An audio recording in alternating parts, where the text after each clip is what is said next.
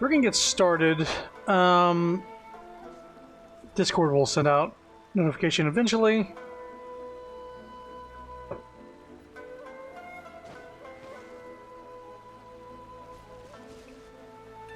So the quest is over there. So this is going to be the character quest for Yae Miko. And after that will be one of these people, their hangout event. Hey, why are you looking at me like that? Climbing a wall! Should I wait for the Discord notification to go out?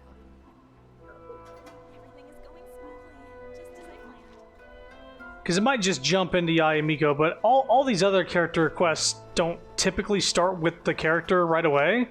Welcome to Bonton Sangha Detective Agency. What will you have me solve? I don't think she's just going to be right there. I think it's going to be some quest starts up and then there we go. There's a notification. Or... We haven't been to the Yae Publishing House in a while. Paimon wonders if they have any new books in. The one we read with A that time was pretty cool. The harem book? Come on, this is a no-brainer, man. There's only one thing worth wishing for, and that is a ton of Mora. But the exam's next week. If I fail again, I'm seriously done for. I'm better off wishing that my exam goes smoothly.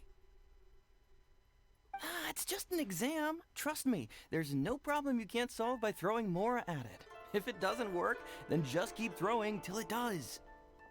What are they arguing about? It's quite a spirited debate. Huh? Really? You guys don't know? You need but stand on this land at midnight, lower your head and recite a special incantation, then your wish will come true. Is it from a novel? Looks like you guys really aren't in the loop. This, my friends, is the next big thing. A highly effective wish ritual guaranteed to make your wishes come true. A wish ritual? That actually works? This does not sound credible.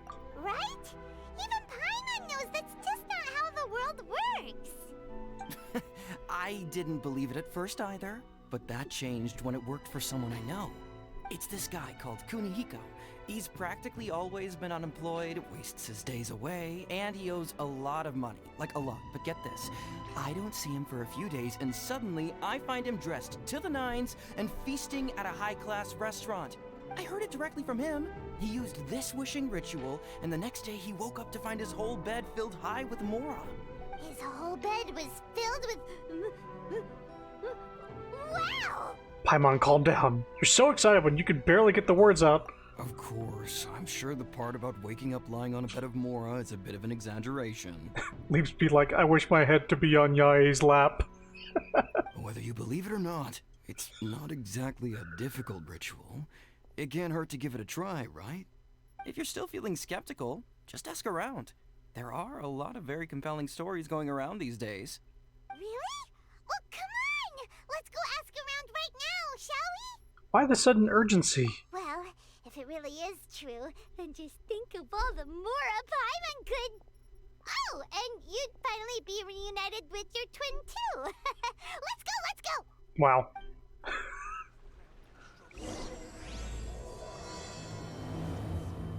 It would be a wish well spent. The Yae's lap. Speaking of Mora, I have about 9.8 million. I had like 11 million, but then I got everybody's artifacts leveled up, and that cost some money. Also got some talents leveled up, that cost some money.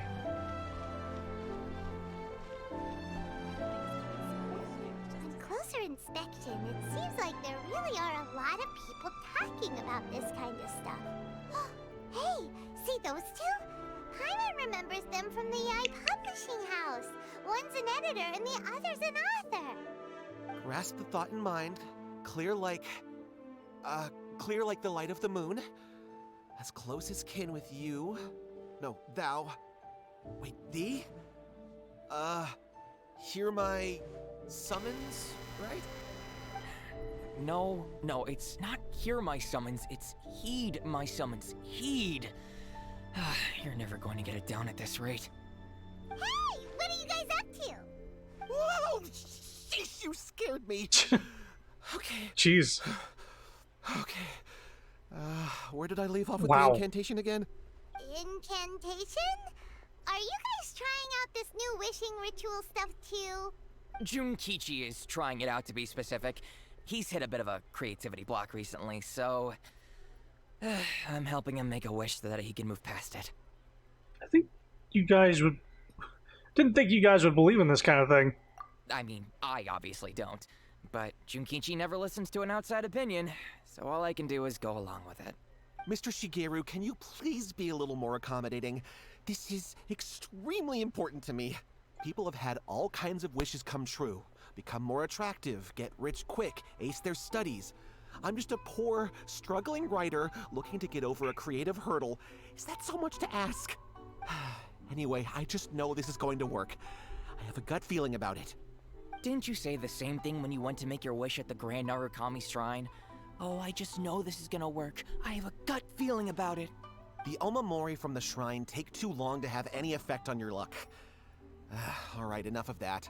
Help me get this incantation down. My new book depends on it. Look, to be completely honest, I think you need to sit down and have a good think about what kind of story you want to write. Where's all that self-confidence you had when you first started out? Look at you now, trying dubious methods from any old light novel. Wait. What? This wishing ritual comes from a light novel? Yep, it's from the one called A First-Hand Guide to Summoning Spirits. Is it published by the I Publishing House? No, it's most likely a self-published title. It just appeared out of nowhere and took Inazuma by storm. As a fellow writer, I'll refrain from passing comment on how well the story is written, but everyone is saying the wishing incantations it contains are the real deal. Look, Junkichi, yes, everyone's saying it's real, it works, but that's only half the story. I've also heard lots of people saying that everyone who's had their wish granted using this method starts behaving strangely. What's so surprising about that? They're probably just giddy with joy at having their wish come true. This is starting to sound a little suspicious. Why don't we go to the Grand Narukami Shrine and ask Yaimiko about it? Yeah. She's the expert when it comes to both light novels and the supernatural. What if she wrote it so she could get people to come to her shrine, but they're going to this other Sakura tree instead? It's like, I thought it would be a good way to get business up here, but seems like they went to the wrong place.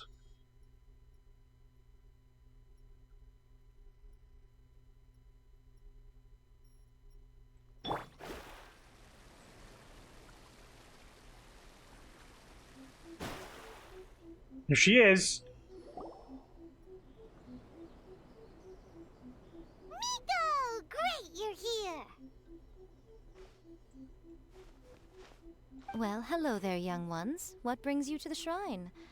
It just so happens that I have a wonderful novel here. I highly recommend it. We'd like your expert input on something. Oh? Well, what did you want to ask? Well, we were just... actually, you look kind of busy. Is this a bad time? No, not at all. It's nothing major. Lady Guji, what do you mean, nothing major? I'm begging you, you've got to help me save my brother. What's happened? It really is nothing major. I stand by that. Oh, but since you're so curious, let's have him relate the story one more time, just for you. You two seem to have a good relationship with Guji-ai. Please, put in a good word for me. You have to convince her to help my brother. Here's what happened. My name is Kato Yohei, and my brother is Kato Shingo. All he's ever wanted is to become a swordmaster, so he once asked Sensei Domon of the Meikyo Shisui art to take him on as a disciple. Domon turned him away, took one look at him and said he didn't have what it takes to train in the art of the sword. But my brother wasn't about to resign himself to defeat. He trained every day as hard as he could, and finally proved himself by defeating one of Domon's best disciples in a duel recently. But since his victory, he's been acting extremely strange. It's like he's become a completely different person. The doctors can't find anything wrong with him, so I'm betting it must be the work of an evil spirit. That's why I'm here, begging for Guji Yai's help. You know, there really aren't as many evil spirits lurking around as you seem to think. Your brother achieved the goal he'd been striving toward for as long as he can remember, and now it's gone. It's only natural that he feels a little empty and lost while he's trying to find a new direction. If it were me, I'd just leave him be for a couple of days. He'll recover on his own soon enough. No, Lady Guji. If you saw him for yourself, you'd know. I guarantee you he's not acting like someone who feels empty and lost. Oh, all right, all right. Then tell me, when did your brother spar with Domon's disciple? About 5 days ago. 5 days ago, you say? Yes, Lady Guji. That's a long time for him to be acting up like this. I'm really worried about him. Our greatest wish is to one day found our own school, just like Domon. We can't jeopardize that dream now. Wait a minute, now I'm a little confused. Are you here to save your brother, or are you here to make your dreams of founding a martial arts school come true? Well, they're kinda two sides of the same coin, aren't they? Whatever. Let me ask you this. Have you heard of any interesting new rumors lately? If so, I'd love to hear about them. What? Rumors? I haven't heard anything. Oh dear. Well, that's too bad. Lady Guji, please stop changing the subject. This is someone's life we're talking about here. Please, you've gotta help me. Miko, he seems really desperate. This thing with his brother sounds really bad. Come on, you should help him. He looks very pitiful. Okay, fine. Then it's decided. Yay, Miko! So you're gonna help him? Kato, whatever your name was, these two guests are trusted acquaintances of mine, and in fact, they are experts in resolving all manner of strange and supernatural phenomena. Exorcisms and that sort of thing are all in a day's work for them. Yeah! Wait a sec! Really? Is that hesitation that I detect in your voice? So let me get this straight. You come begging to me for help, I actually recommend someone for the job, then suddenly you start doubting me? Not at all, never. Whatever Lady Guji says, I trust wholeheartedly. Thank you two for your willingness to help. Please follow me. No, hold on a hot second, Miko. We may be a lot of things, but we ain't exorcists. We had no clue about this. Don't worry. If he wants an exorcism, just grab a handful of salt and mutter some mumbo-jumbo while you're sprinkling it around. It's a common trope in light novels, right? You just have to have a bit of bravado. As soon as the protagonist gains self-confidence, everything else just magically falls into place. This is not a light novel, though. Pretty sure there's more to exorcism than bravado. Well, you were the ones who seemed concerned about his situation. Don't you think it would be a little unfair to make me do all the work? Besides, we both know you wouldn't be here at the Grand Narukami Shrine unless you had a request for me too. This is an opportunity to demonstrate that you come in good faith. Oh boy. This feels all wrong. But you technically have a point, so... All right, let's go. Don't worry now, I'll be coming along too. She's good at delegating. Okay, let's follow Yohei and go visit his brother. This Yohei, whatever his name was. Granted, you can never be quite sure what's going on in Miko's mind, but she seems even more disinterested than usual in Yohei's situation. Well, a life's at stake here, so it looks like we'll have to deal with that first before we'll get the chance to ask her about the incantation. Okay, where is this at? Because I'm not going to walk there. Ha! I'm not going to walk like a peasant. Teleport like a god. Or at least a demigod.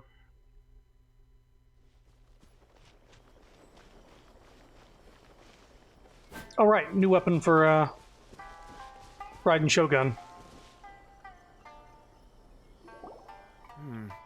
How strange. My brother's been meditating here pretty much constantly over the past few days, but now he's gone. Meditating?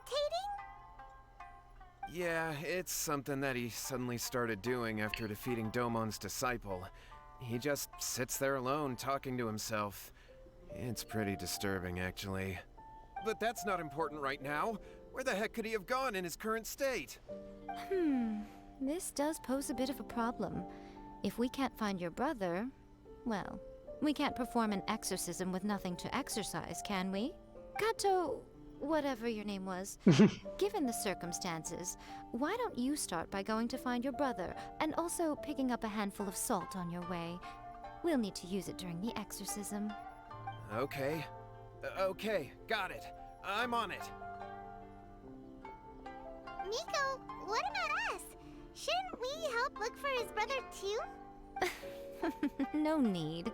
While What's-His-Face is handling that, She can't we'll remember take his a walk name. around and ask people what they know about the two brothers. Maybe we'll find out some amusing details. Guy is very indifferent. Yeah, she didn't give a shit. Unless it concerns Raiden Shogun, she doesn't really care about anybody. Except for maybe the Traveler now. Solidify!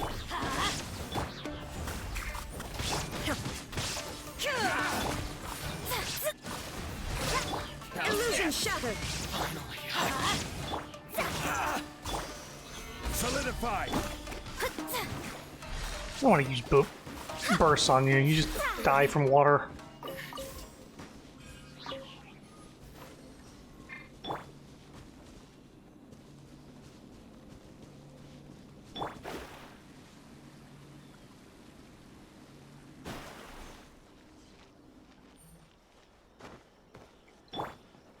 Hello?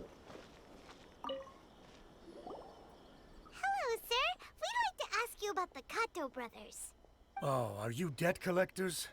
Yohei said to tell you not to worry. He'll be able to pay you back as soon as he has enrolled a few disciples. Huh. We ran into a Shigeru earlier, and now we're running into a Nobuo. Huh? Debt collectors? No, we're not here for anything like that. But, it sounds like Yohei and Shingo have gotten themselves into a bit of a pickle. Well, yes. I don't think there's any disputing that.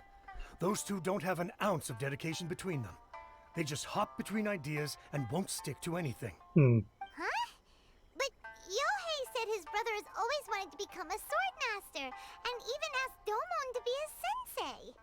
That's true, yes. Shingo begged Domon to take him on, and eventually, he finally relented. But even after convincing a renowned sensei to give him a chance, he was the same as ever, bumming around in class instead of focusing on his training. In the end, Domon had had enough and kicked him out. But Shingo was resentful about it. He blamed Domon for not seeing his potential, and even declared that he would challenge a disciple of Domon to a duel. Wait, what? That's not what we heard. Oh, how interesting. We heard a slightly different version. My brother wasn't about to resign himself to defeat. He trained every day as hard as he could and finally proved himself by defeating one of Domon's best disciples in a duel recently. Yohei said that? That Shingo trained hard. That's ridiculous. He just lay there cussing to high heaven all day every day. Some training regimen that is. Yohei did tell me about Shingo winning the fight, but I took it with a grain of salt. You can ask Kenji at the village entrance more about that. He always has reliable information.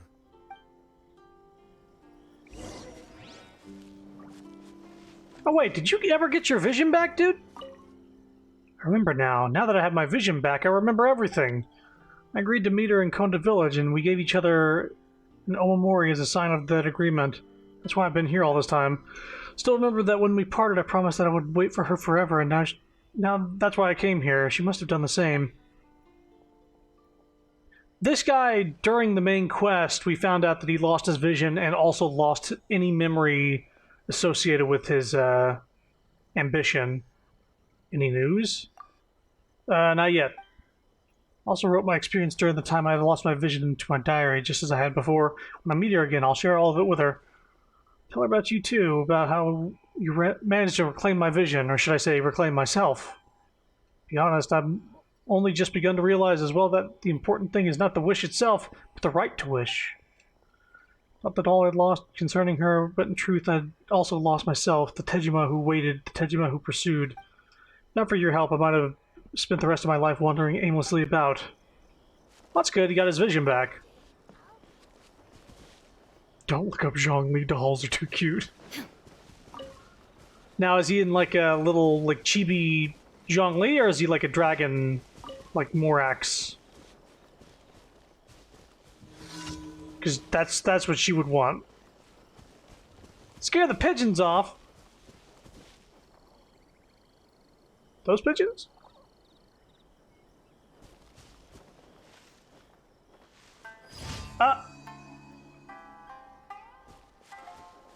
I don't know if you guys just saw that or not. I got a quest to scare pigeons off, and I just happened to... Yeah, you just have to walk near them. Anyway. Hey there! We've come to ask you about the Kato brothers. Oh. Oh, you mean Shingo and Yohei?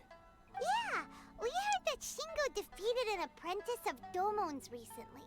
Is that true? Yes, it's true.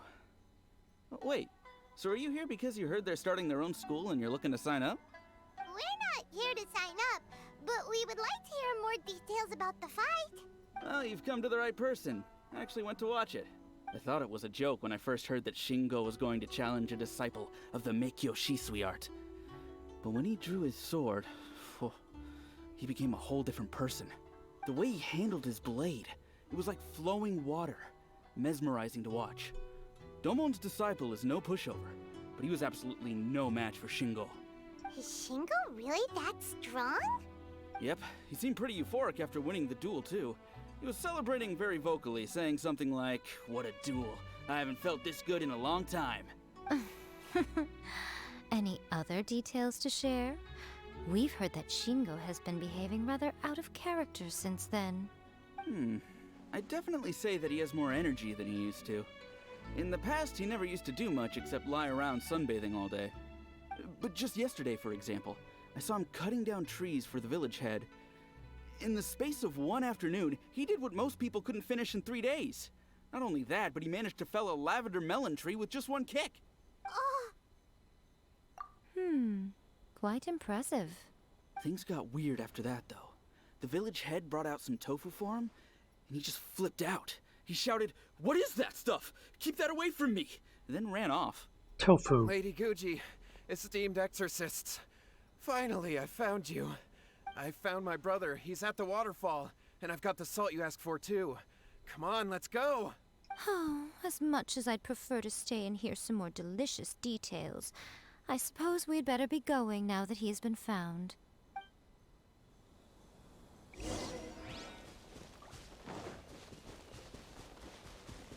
It's my lucky day. This is order. Gather. Written in the stars. Delved into... Now you shall perish.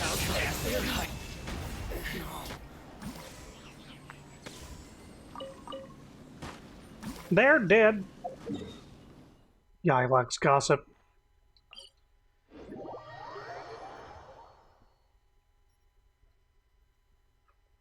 Let's see here. I guess we can just glide down.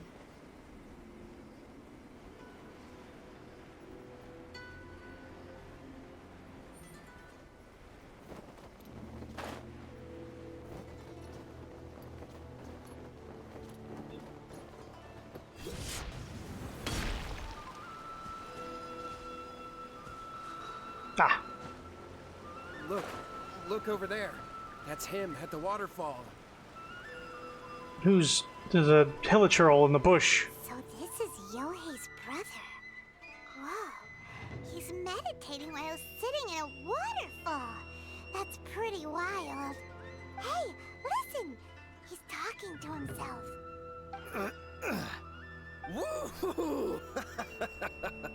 How's that? Can you feel it? Can you feel the feeling of manliness? What the hell? Found your own school. Ha! So shallow. How can a manly man aspire to something so lame? Please, spare me! Spare me! I can't feel the manliness.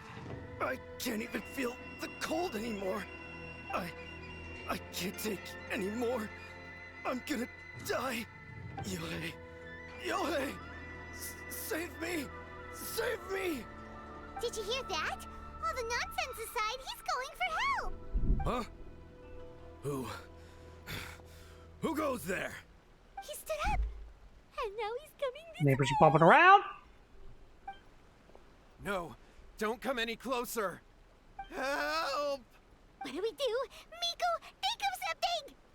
Oh, poor thing. Yohei, your brother's life is hanging in the balance, and he's using his final breaths to call on you for help. Whatever shall we do? Well, how should I know? The way it looks to me is that Shingo feels terribly resentful to you about something. Would you mind telling me what that's all about? I don't know what to tell you. I don't know. You don't know? But surely you should have more insight than anyone else into how your brother came to be this way? Yohei, I suggest you think very carefully before you open your mouth again. This is a life or death situation.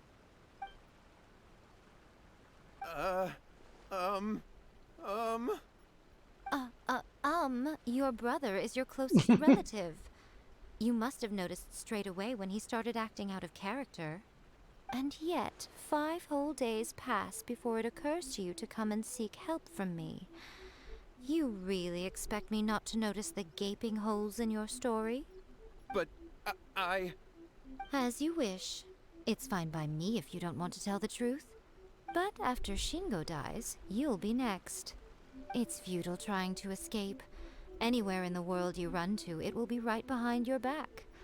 After all, you did summon it together. Uh-oh.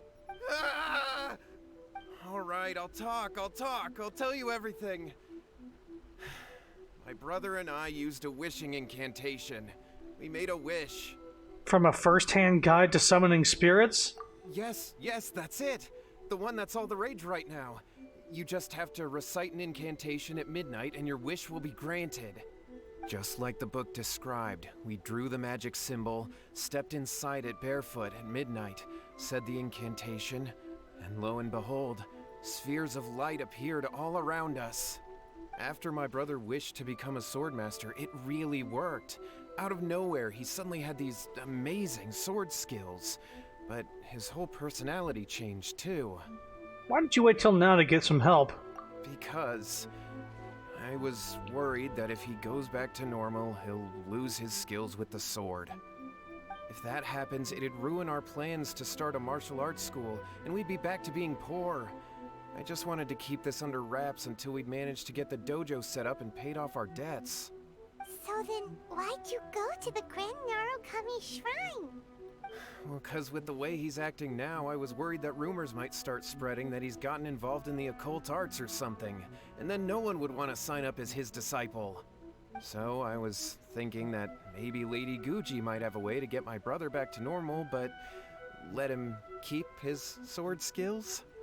My, look at you with your ingenious schemes. Stop deluding yourself. These newfound sword skills are not his. They belong to the spirit that has possessed him. You're right. We were wrong to do what we did. We had this coming. All right, then. Your turn now, my little friend. Toss the salt, and then draw your sword.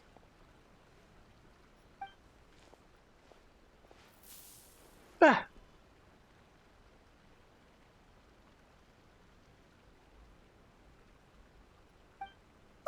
What is that?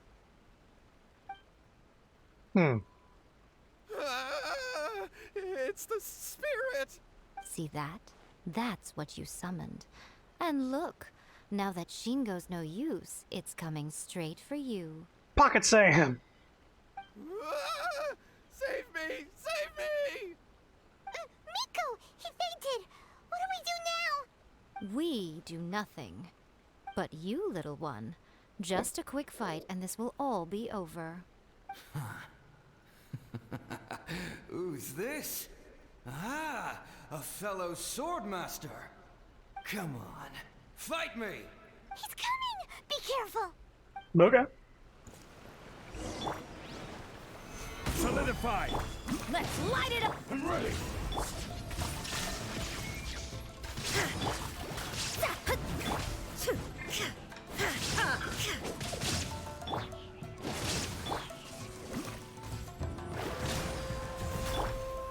Solidify! I'm going in! Fall before me!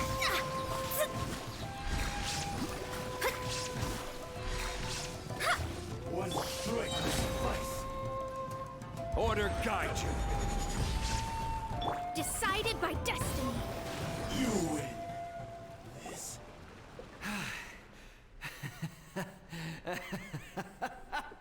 That was great! Excellent! Woo! What a rush! I haven't felt this great in a long, long time. He disappeared! But he looked pretty content at the end there. Huh. Well, Paimon sure is confused. Do you know what that was all about? I have a rough idea. We can talk about it later. They're about to wake up. What am I doing here? Yohei? Yohei, is that you? Shingo, are you alright? Yohei, I had the weirdest dream. I dreamed that I wasn't a useless loser with a sword anymore. I even beat one of Domon's disciples. I thought we could finally open a dojo of our own now. But then I realized I couldn't control my own body. And there was this voice in my ear talking to me constantly. I was terrified and I wanted to take control of my body back, but I couldn't. And the voice kept talking about manliness. Shingo, we shouldn't have made that wish. We summoned a spirit and it possessed you. Yes, and had we not come to your rescue, your life would have been over before too much longer. Then the spirit would have haunted your brother until he died of fatigue too. Thank you, Lady Guji. And thank you for your assistance, exorcism experts. All right, take him to get some rest. He's very weak right now, having been possessed for quite a few days. He will experience a high fever, but it won't be fatal. Remember, this is the price you pay. At this point, I would normally lecture you on the dire consequences of using occult methods to obtain power that does not belong to you. But I think you get the picture now, don't you? Yes, we understand now. We won't do it ever again. Thank you, Lady Guji. Thank you, exorcists. We'll be on our way then. Come on, Shingo. Miko, would they really have lost their lives if we hadn't gotten involved? And if so, why the heck were you so reluctant to help out? They would have been fine. I had to scare them a little, though. Otherwise, I hardly think these two lazy rascals would have learned their lesson. So, what was it that possessed Shingo?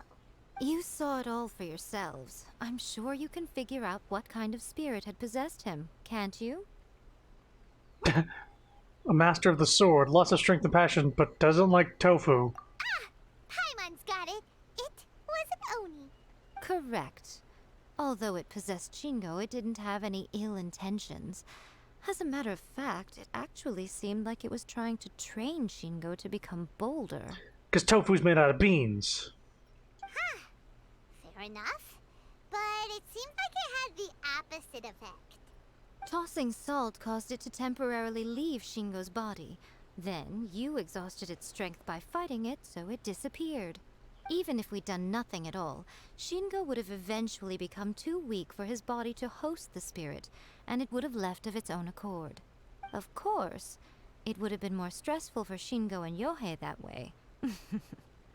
Still, the experience may ultimately have been more effective than me scaring them into submission with a little exaggeration. The beans. Whew.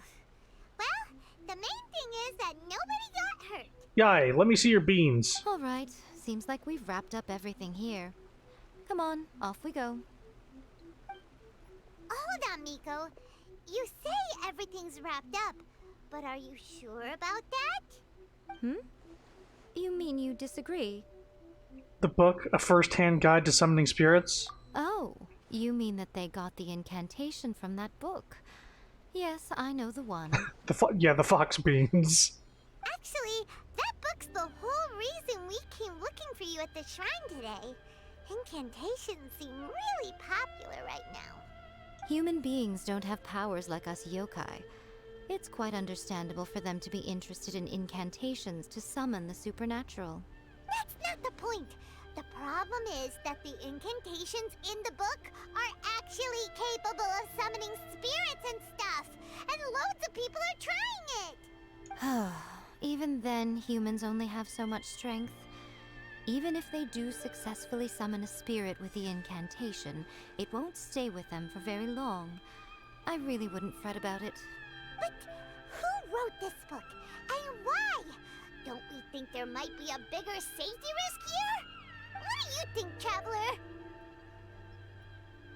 I'm more curious about Miko's reaction. You're right. Big events in the light novel market should be at the center of her attention, surely. But she doesn't seem to care about this book at all. Lady Yai, I finally found you. Kuroda, what are you doing here? I'm here to report on Yai Publishing House's sales for the last month. All the numbers are here. Please take a look. Let me see. What? We're losing market share? Yes. Overall bestseller, readers' favorite, and trending ranking. We're being beaten in all categories. One book is topping the charts. It's called A First-Hand Guide to Summoning Spirits. Both of you, back here now! All of a sudden she's interested. You have a really scary look on your face right now. Things just got serious. A First-Hand Guide to Summoning Spirits is an all-round hit, summarily beating the novels of the Yai Publishing House by every analysis. Define serious? Just what is that supposed to mean? I worked extremely hard to promote our latest featured work, and now a rival book comes out of nowhere and steals our thunder. If this isn't the very definition of intolerable, I don't know what is. You affected my bank account, and that's where I draw the line. I have to come up with a counterplan, and you are going to help me. Huh? How is this our problem all of a sudden? Paimon, please. Who wrote this book and why? Don't we think there might be a bigger safety risk here?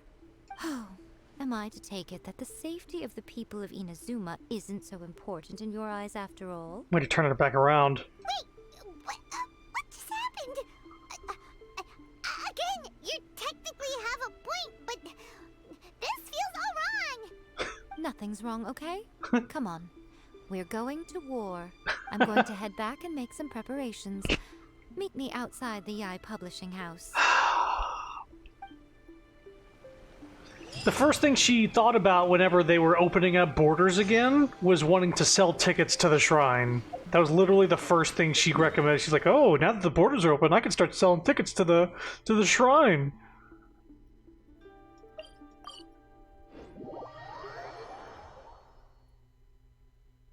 She likes money.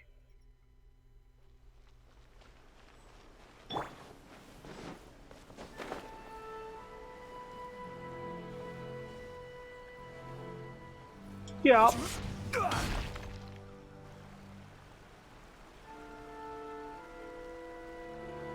right, Nico, we're here.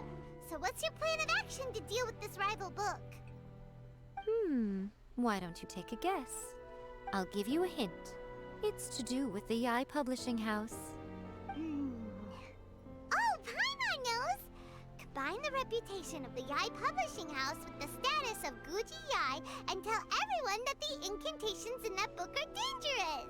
Oh, wow. Your first guess and you got it absolutely Wrong. wrong. She wants to sell the book at her fucking place. Yeah! Wait! Seriously? That wasn't it? A first-hand guide to summoning spirits is the hottest light novel right now.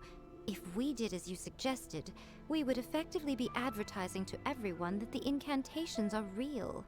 In bending over backwards trying to warn everyone about the dangers, all we would accomplish is to create more curious readers ready to try them out. Also, sales for the book would only increase further. Okay, yeah, that would be pretty catastrophic. Oh, how about we confiscate all the copies? Leaving aside the issue of the enormous manpower and resources such an operation would require, going to such lengths over a light novel would be extremely disruptive to the lives of Inazumans. But that means there's nothing we can do. Well, I've been thinking. I've read a first-hand guide to summoning spirits. It has many other good qualities besides the incantations alone. The book contains many ancient kaidan, or tales of the supernatural, and is written in a very engaging way. That is why the book has become so popular. I think we're going to have a difficult time trying to rein in its popularity while it's the only work in its league on the market. Wait, so you mean... That's right. How do you get rid of the next big thing? You replace it with the next big thing. So what we're going to do is create Inazuma's newest hit novel. It's gonna be a harem novel. Smash our rivals' sales numbers and win our readers back. That is how Yae Miko wages war. Incidentally, this will also be the best way to combat the influence of a first-hand guide to summoning spirits. Wait, Miko, so you want us to write a novel? I've never written a novel before. Well, becoming an accomplished novelist certainly isn't an overnight process. But let's not forget that I am the chief editor of the Yae Publishing House. I have my ways. I did say this is what we're going to do. I trust that the word teamwork is in your vocabulary. Anyway, there is a writer submission event going on at the moment. Start by talking to readers and finding out what they're into. When you have an idea of what the current trends are, come back and see me. I'll be at Uyu Restaurant. Find me there when you're done. I will assemble a team, and we can work while we eat. We're gonna go on a date with Yae. We're gonna have dinner with Yae. We need to find out what the latest trends are. Everybody.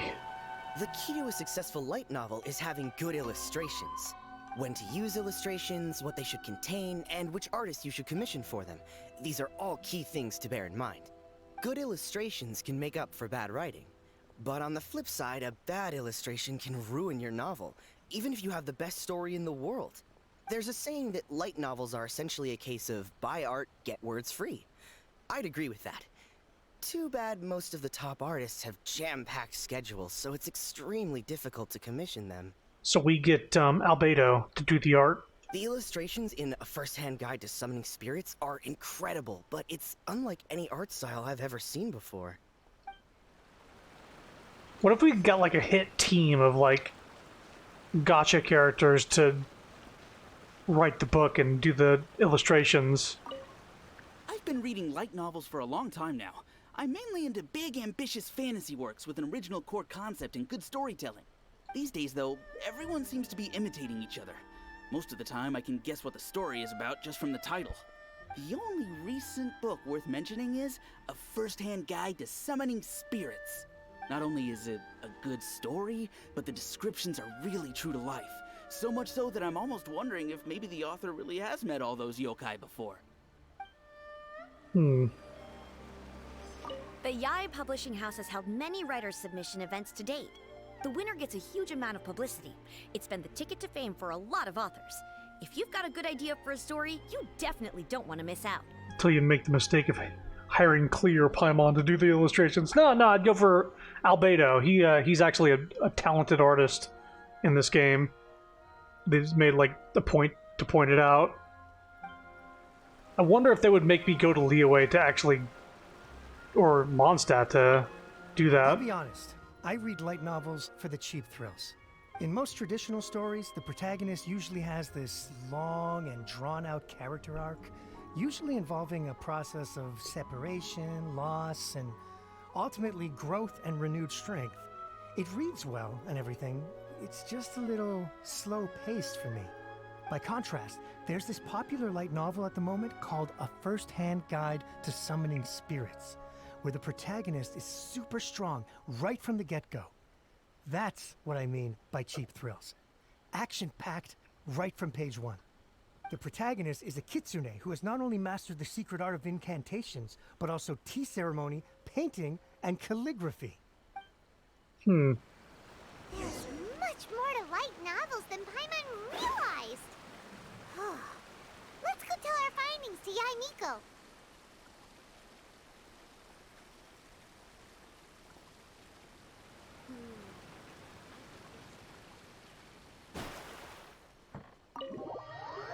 I don't know if I've ever been in this restaurant.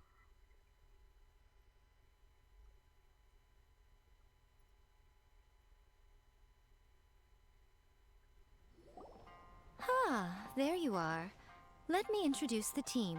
You've already met Junkichi and Shigeru. Shigeru is an experienced editor, and Junkichi is the author he's partnered with. Junkichi's working through a creative lull at the moment, but all his past works have been very popular with young people. He's developed a distinct and enduringly popular style. Satomi is Yai Publishing House's ace in the hole. Her specialty is that she can write all kinds of completely different stories and all under different pen names. As for what those names are, well, that's a trade secret. They will be teaming up with us to collectively create the novel that knocks A First-Hand Guide to Summoning Spirits off its perch. So, feeling better about my plan now? It definitely makes sense. Now then, tell me what you found out about readers' preferences. All very true. An original core concept, a fast pace, quality illustrations, and lots of action. This is the formula that will guarantee good sales numbers. More importantly than that, even though it's a work of fiction, we have to deliver a sense of realism. Paimon followed pretty much all of that, but there's still one question. What are we actually gonna write about? For example, we know we need an original core concept, but how do we come up with one? Before you can answer that question, you have to understand your target audience. Take A First-Hand Guide to Summoning Spirits, for example. When I read it, all I find is common knowledge to the kitsune. But to the general public, it's bursting with new and interesting ideas. It all comes down to the size of the information gap between author and reader. Smut, Paimon. Smut. We'll just try a porn novel. Sell it to the readers. $5. As a traveler, there must be a great many things you know that are complete unknowns to the people of Inazuma. What is commonplace to you may be fresh and original to them. And just write a story about me. Oh, right! So maybe we can take inspiration from our time in Mondstadt and Liyue. But that would make it a completely different genre than A First-Hand Guide to Summoning Spirits. Is that gonna be a problem? Not at all. You don't have to worry so much about how to compete with that book. All you have to do is provide some interesting ideas based on your travel experiences. As long as the core content is interesting, my expert team here will be able to flesh out the details. Do I get to pick? Let's start with Chapter 1 then. What are you thinking?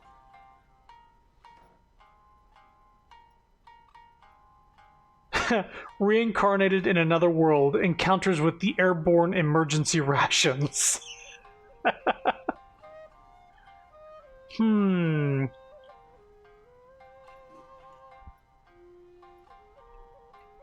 think the dragon's probably... This sounds like a great one! Let's see here. The protagonist arrives in Mondstadt for the first time to the sight of a dragon flying around and wreaking havoc on the city. With the help of some trusty companions, the protagonist successfully defeats the dragon. But then, the dragon suddenly turns into a beautiful young woman. Human, let us work together to build a better future. The love story between human and dragon begins today? Uh-oh. Did Sapphire write this? Well, that was an unexpected development. Welcome to the Grand Adventure! The Traveler's like, yeah, that's me. The Grand Adventure is just the protagonist's name. This book is for me. Like little tongue she's sticking out. What? But that's so misleading. Out of a maximum of 10 points, I'd give that a 9. The story certainly goes in an unorthodox direction, and the Dragon Girl sounds destined to be a hit character.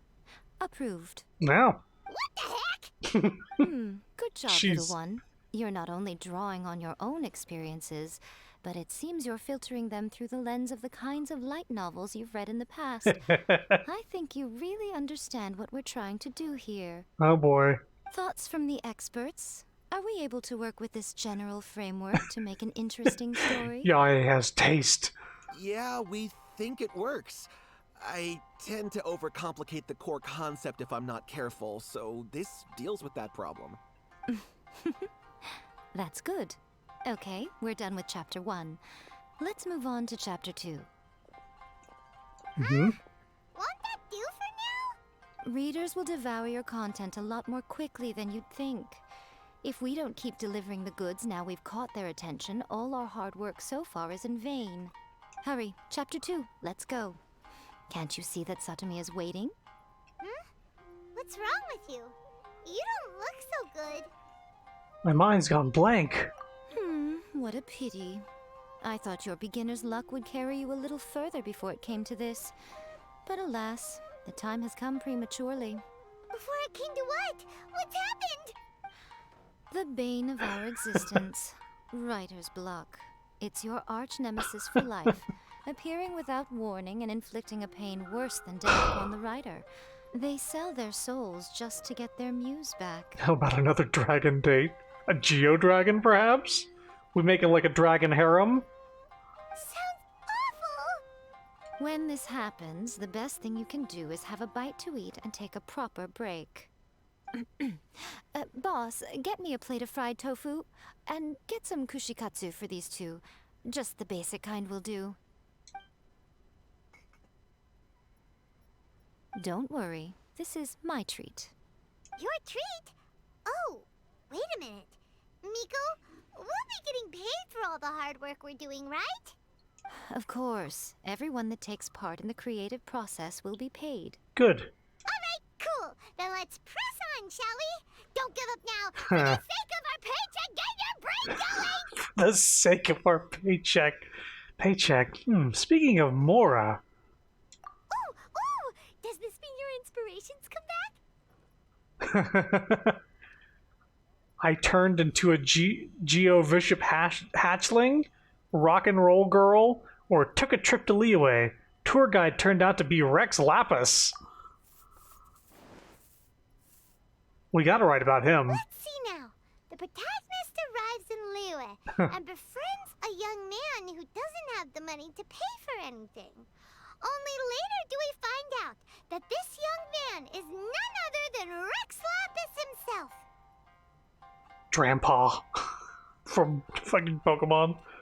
With the help of the Qixing and the protection of the Adepti, I am free to roam this vast realm. Is this the kind of cheap thrill that guy was talking about?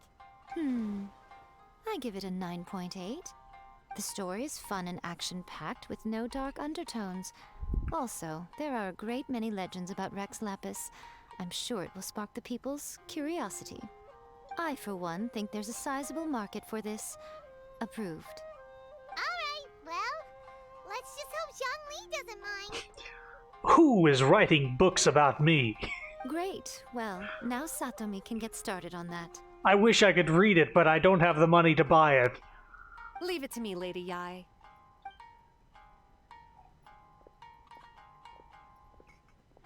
Let's write about Inazuma in the 3rd chapter, shall we? I can help with this one. We can use the Vision Hunt decree or your experience in the Resistance. Any ideas? Stuff this. Come on, let's get rid of this vision hunt decree.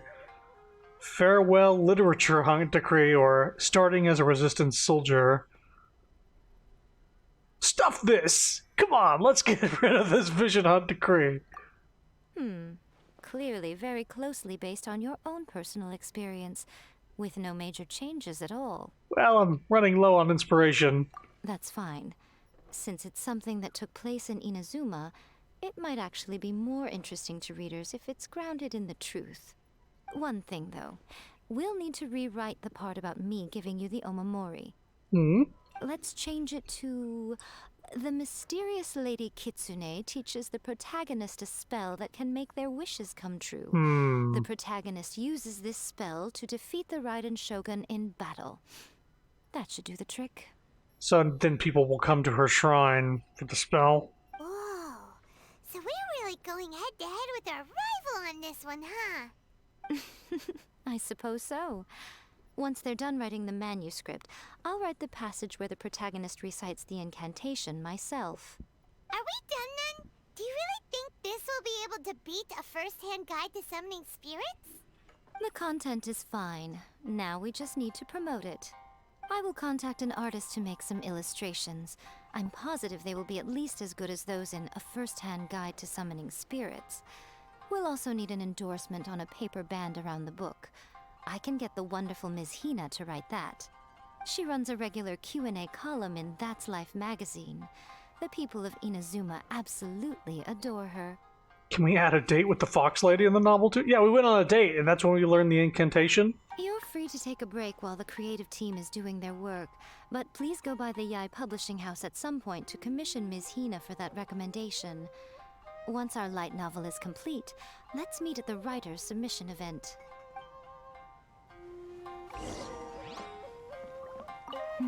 Let me think. What spell does Lady Kitsune teach to the protagonist? Ah, I've got it. I've got to make sure it sounds suitably mysterious.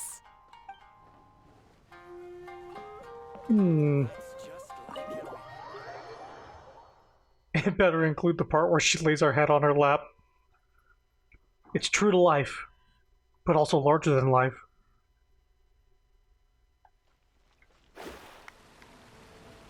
Somebody clapped because I went to water form. They're like, yay! Magic! People in this world like water magic. They're scared by every other kind of magic, though. Except maybe ice? I think they like water and ice, but then like fire and lightning, they're not fans of. Like, I can make this guy start... Huh? He doesn't react. How about you? No? You're actually here? Are you alive?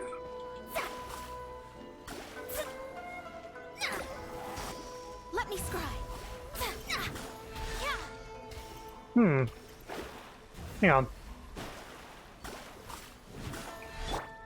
Let's light it up. So he'll do that. What is this? Into destiny. Please speak son. I'm just a... Yeah. Well, riding Shogun. Shine down. Gather!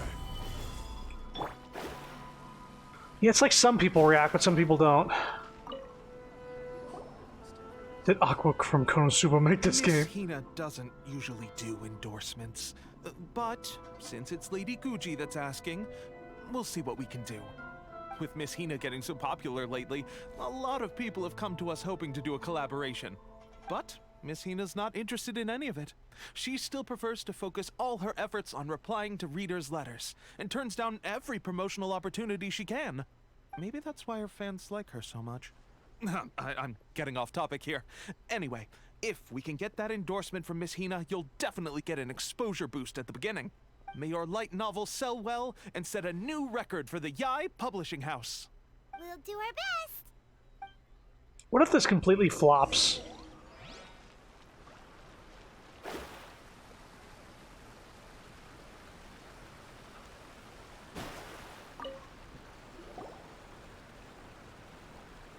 Are you sure you'd like to submit this entry?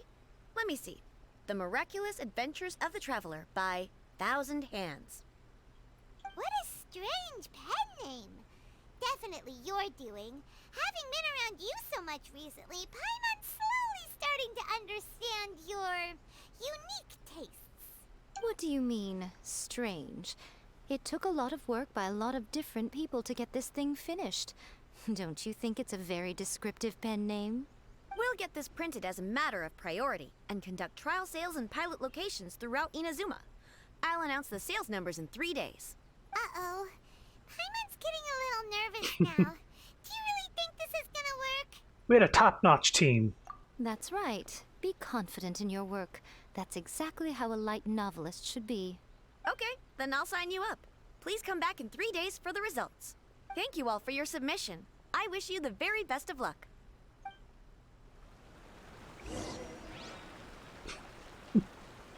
Wait for 3 days. Fuck off. Alright.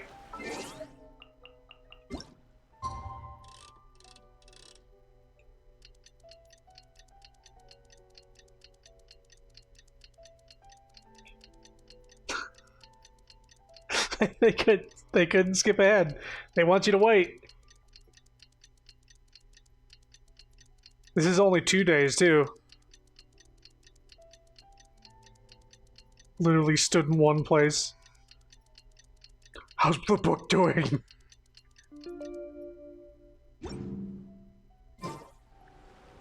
Suppose that was long enough. Ah, you've all finally made it. I must have hit midnight and then did... Yeah, okay. Good news, everyone. I just received word that your light novel is flying off the shelves. Multiple sales locations are asking when we'll be printing more copies. Woohoo! That's great! This level of success is an amazing accomplishment for a new work. Most new books don't sell 30% of what you've sold.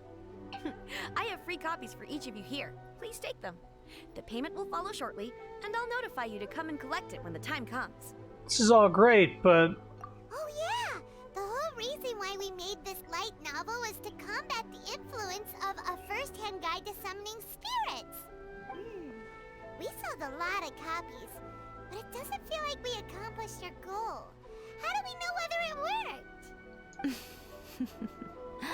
Oh, don't worry. The change is already underway. Shh. Listen to what the people around us are talking about. The conversation has already moved on, hasn't it? Hey guys, have you heard about this latest Kaidan thing doing the rounds? You just need to recite the incantation from A First-Hand Guide to Summoning Spirits at midnight, and your wish will come true! Oh, that? That's a throwback. That's old news, man. No one's talking about that anymore. The Secret Spells of Lady Kitsune is the new hit thing. I've already memorized all the incantations. The Secret Spells of Lady Kitsune? What's that? You haven't read it yet? Okay, so supposedly, if you recite the spell in there on a moonless night, you'll receive protection of the Kitsune and all the other powerful yokai. They can make any of your wishes come true. I heard that the incantations in A First-Hand Guide to Summoning Spirits have weird side effects. This one guy wished for a load of Mora and got it, but then one night it all turned to leaves and he developed a high fever. They actually had to use one of the secret spells of Lady Kitsune to get rid of the discomfort. That proves that the incantations in this book are more potent than the ones everyone was trying before. Pretty much everyone I know is desperate to try it out. Just waiting for a moonless night. Really? Well, I better go and prepare too. Well, feeling less worried now? Wow, you're right! Everyone's shifting focus! But what's this moonless night that they're talking about? Only a new moon. Hyman doesn't remember that detail from the brainstorming session. This is something that will become very important to us further down the line. All right, it's time to move on to the next phase of the plan. There's a phase 2? Of course. Behind every book that hits the market lies an author, right? Oh yeah, if we leave him to his own devices, he might just write another guide to summoning spirits!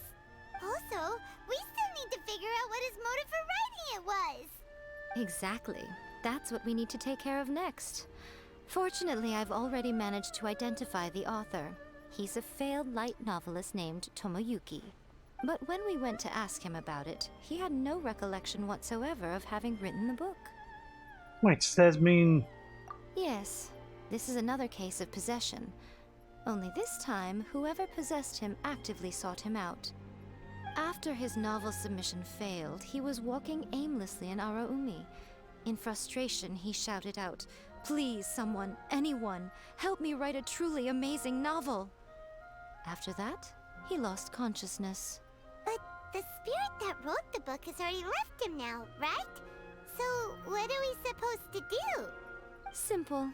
It wrote a summoning incantation in the book, didn't it?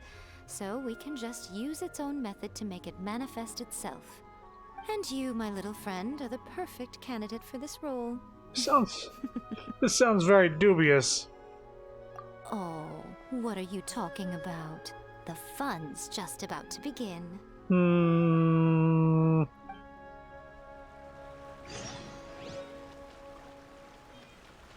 Oh, we have that book in our inventory now. Hang on.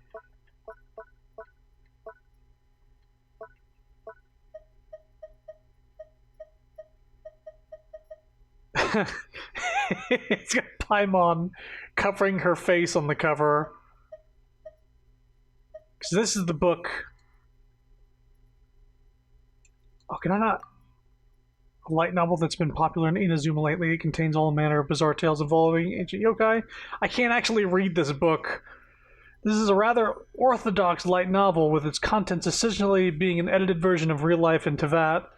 What is surprising, however, is the author seems to be highly knowledgeable. Oh boy, God. What is surprising, however, is that the author seems to be highly knowledgeable about what Tatsumi Island, with many vivid, almost lifelike descriptions. So, doesn't mention the dragon girl or Zhongli. I actually wanted to sit down and read it. Read our work.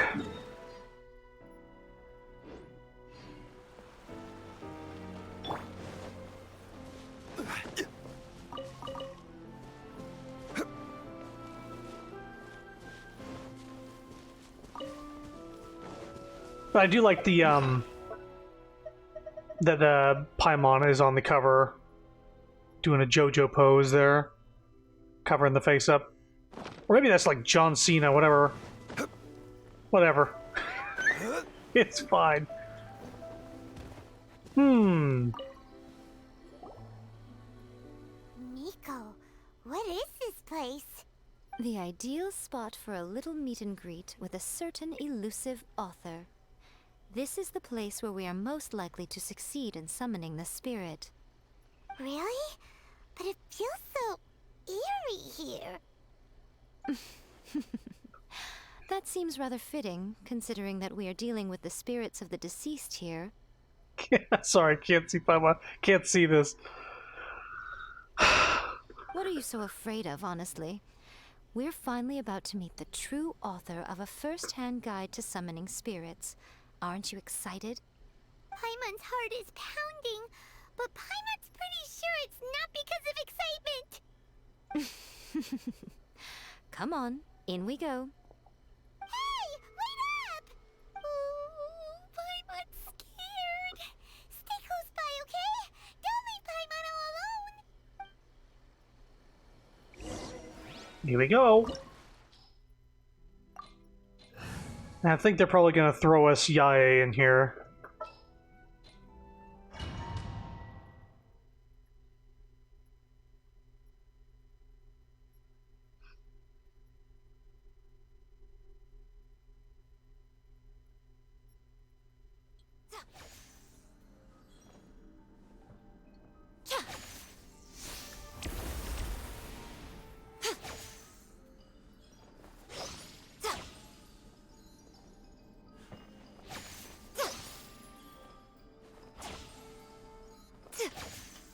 Where's the actual weapon she's using?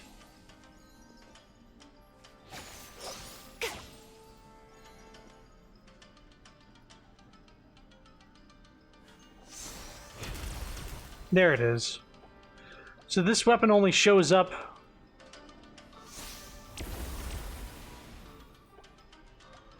What was that? Hang on.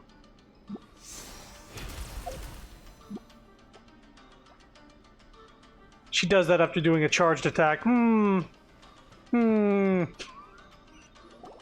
What a weird painting. Miko, do you know what it's supposed to show? Probably a scene from ancient Inazuma. It's a good piece of artwork and all, but it's also kinda eerie. So it's a bit scary. Looks like the artist signed their name. Rakusai? It's not very clear. Let's go inside and take a look.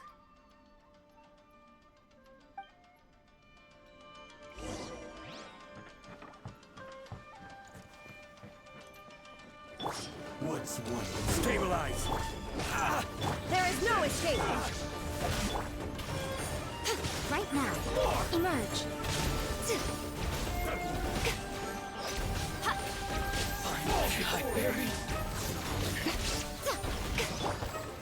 Solidify! Illusion shattered! Cut down. Like this.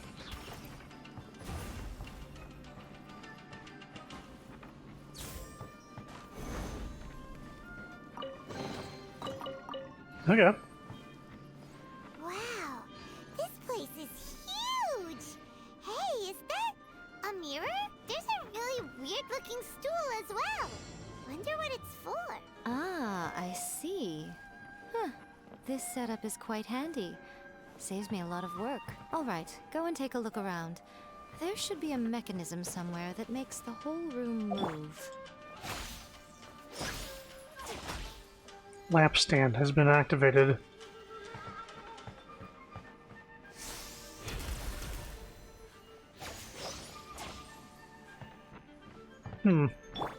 Rise!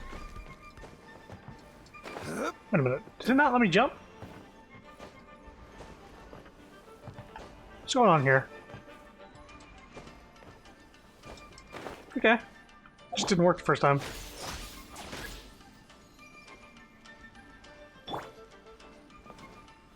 Quake!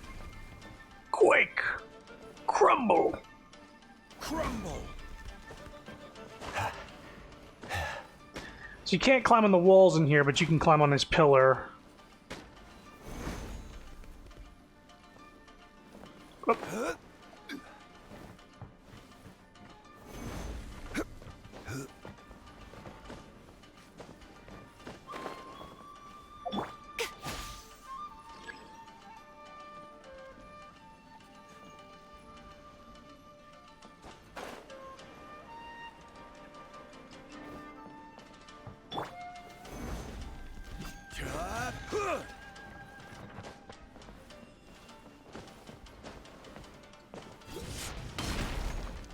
Hey!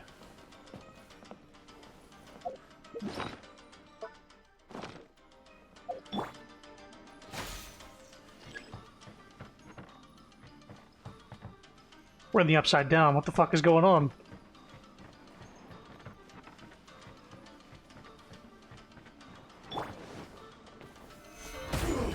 Everybody stand back! This is order. Shadows of fate, written in the stars. Right here.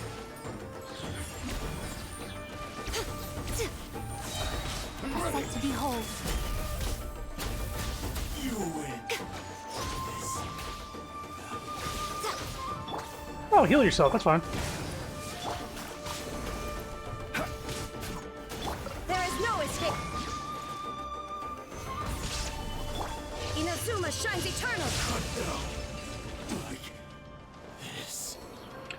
Well, that solves problems quicker.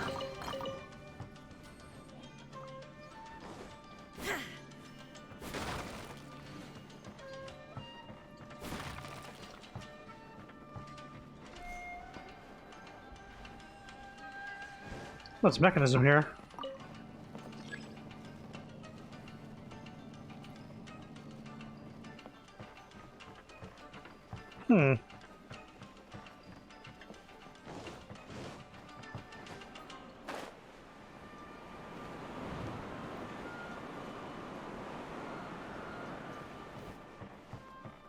Quake!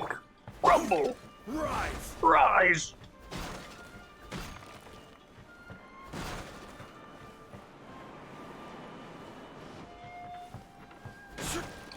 This is an interesting dungeon layout in that I've never seen.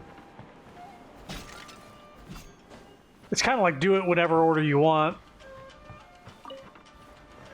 Or because I have Zhongli, I was able to, like, sequence break a little bit.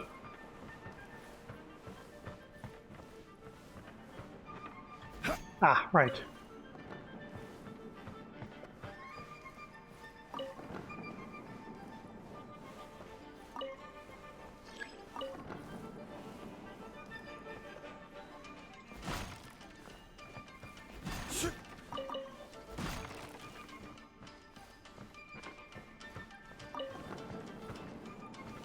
Hello, sir.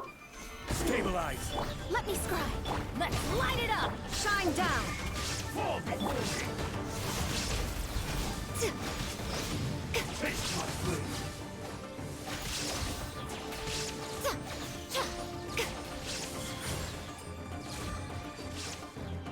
Emerge. Right here. Emerge. Nothing lasts forever.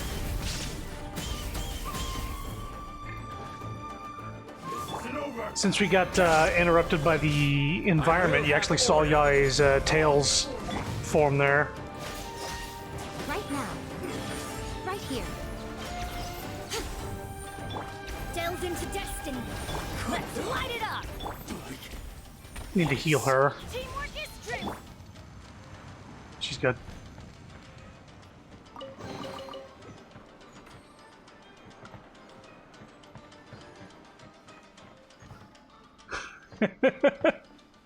He did a Scooby-Doo thing because you know Sapphire doesn't like. Probably the more so seeing Zhongli be not cool and daddy-like. Have him be Shaggy from Scoob. Like Quake Man, rise, Scoob! Let's light it up. Shadows of fate. Illusion shattered. Show them. Emerge. Right here.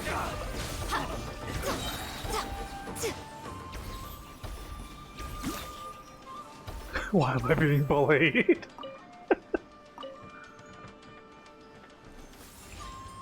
Hmm.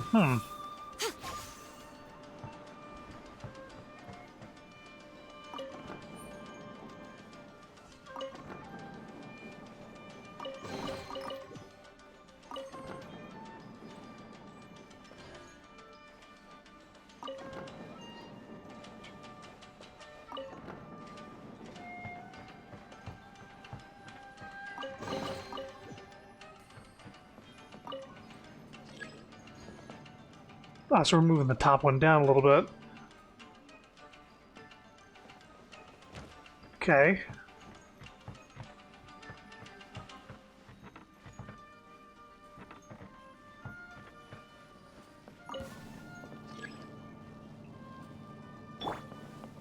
Hello.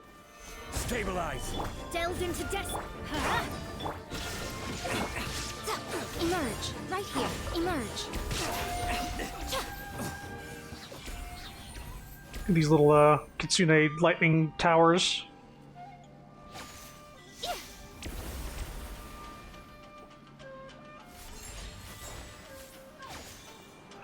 Right, and I suppose that's how you get down here.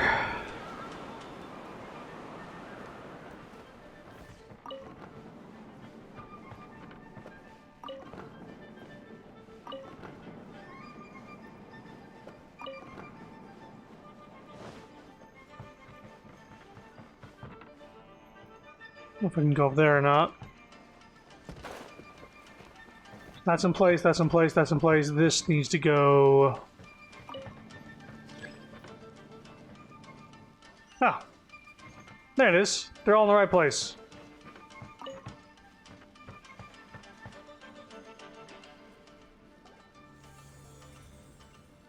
I would threaten to say something about it. The painting we just saw. It's turning this way along with the whole world. Threaten to say something unattractive about Yai, but I think she's hot too, so I don't win either. It's getting eerier and scarier. What is this place? Okay. Next I will show you a secret Kitsune spell. This painting is a swift summoning medium, which means I'll be able to skip many of the more tedious steps. The murky mirror reflects the view of Inazuma in a bygone age. Spirits stirred by the sight of the past will be easily drawn to it. You're up next, little one. Come on, sit yourself down here. On my lap. Hold on, are we sure you're not planning to... Yes. The whole point of a summoning ritual is for a dead person's spirit to possess a living person's body. You saw what happened to that Oni samurai spirit. After leaving the host's body, he was only able to maintain his form for a very short time before disappearing. Are we positive that summoning a spirit to possess the traveler isn't gonna have any lasting negative consequences? Oh, you really care about the little one quite a lot, don't you? I'm a little jealous. I wish my friends were caring like that. Anyway, are you scared, little friend? Don't you worry now, it'll be over soon. Just think of it like having a dream. What do I need to do? Sit on the chair, stare at the painting, and relax your body and mind. Try and be natural. There's really no need to be nervous.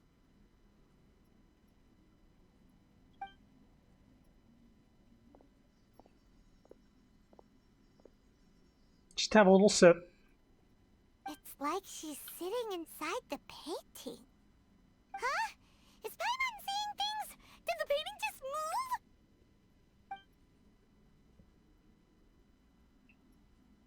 move? Recite the incantation in your heart, little one.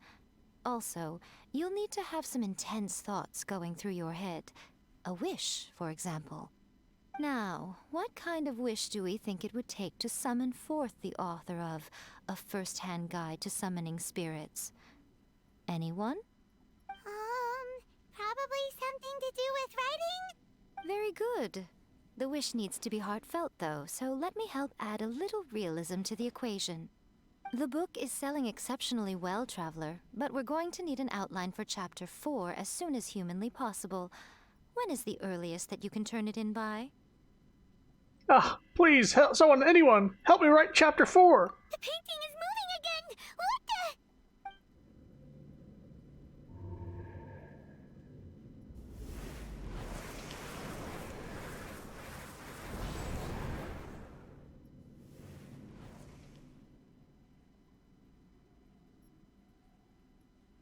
Wish to be on Yai's lap.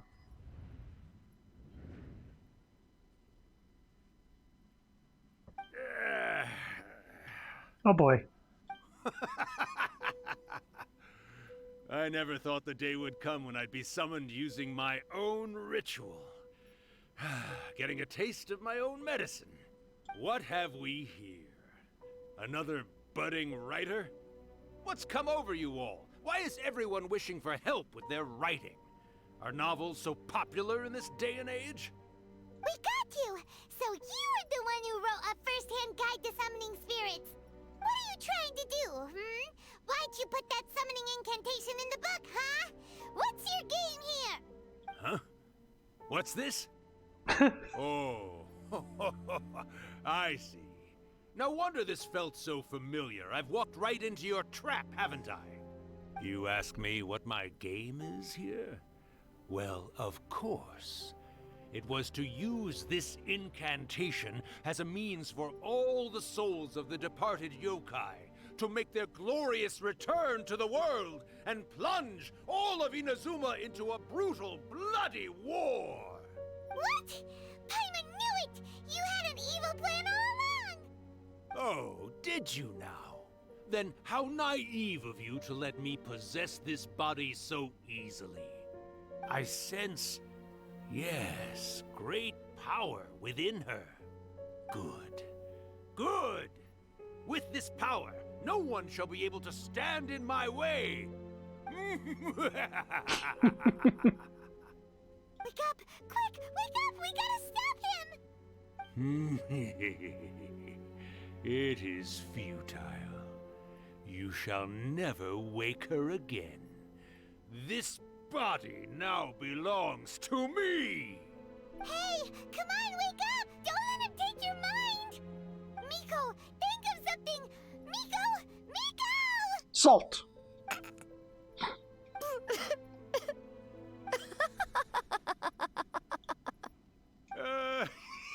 Hmm. Are they old friends? You're laughing? Oh, Rakusai, you haven't changed a bit. You caught on so quickly. Too perfect. Hey, Aspen. Well, you made the face enough times that I couldn't exactly miss the hint. This is what you were going for, yes? Never one to stand on the sidelines of a good spectacle, are you? Always got to dive in and fan the flames, ah, you mischievous little kitsune, you. Look what you've done to this little flying one here. Oh, poor thing scared witless. You were having plenty of fun playing the bad guy a moment ago. Now you're trying to blame it all on me? Rakusai? Miko, you guys know each other? Yes, we do. Of course we do. We're... it's a long story. Allow me to formally introduce the author of A First-Hand Guide to Summoning Spirits, Urakusai. No, wait. To be more accurate, it's Urakusai's memory. Memory? But isn't he a spirit? Ah, spirits, memories. They're just different words to describe the same thing. Something that comes from the ley lines. Do you remember that recent incident when the Rift Hounds were gnawing at the sacred Sakura's roots? Mm-hmm. You witnessed human memories leaking from the ley lines, didn't you? Well, since there are human memories, of course there are going to be yokai memories too. In life, yokai possess supernatural powers, and even when they are a shadow of their former selves from a bygone era, they still have the ability to control whether they are visible or not. Typically, yokai memories survive longer in the world than those of humans. Indeed, indeed. I was wandering around the sacred Sakura's roots when I suddenly heard someone yelling, "Please, someone, anyone, help me write a truly amazing novel." It piqued my curiosity, so I popped inside his body and wrote a novel for him. So that's how it happened. But why did you include a summoning incantation in the novel? Oh, little one. Not to toot my own horn here, but when I was alive, I wasn't just another kitsune, no. I was a mighty and powerful Daioko. The memories of other yokai can't possess human bodies at will like I can. But with this incantation, they can go one last little joyride in the world for a couple of days. Anything they're still itching to do, they can go and get it done. But... She's trying to say that all the commotion this causes is likely to be a great disturbance to the humans. Disturbance? I guess you mean that we might leave them with some broken dreams after we leave, hmm? Oh, yes. And they might have a fever or whatever. But you know, I actually think that the most admirable thing about human beings is the way that they go out and shape their fate with their own two hands, given that they're not born blessed with the same powers that we enjoy. As for those who would rather draw on external power than seek to improve themselves, it's quite right that they learn their lesson eventually. So when you think about it, we're actually doing the humans a big favor. Miko, you agree, don't you? Yes, that's what I thought too. All right then. You finally convinced Paimon. You guys were right. What are you scared of, little one? Don't be deceived by her day-to-day antics. Miko is actually one of the most powerful yokai out there. Not only that, Urakusai, but my latest work has beaten that book you wrote, A First-Hand Guide to Summoning Spirits, to become the most popular in Inazuma. Of course. You were never one to make extra work for yourself where you can help it. And yet you went to all these lengths to find my painting room, and even took the trouble to summon me. I knew you must have some ulterior motive. To brag. You were always the one to pick a quarrel with me when we all used to gather around and share stories. All right. You win, I lose. Happy now?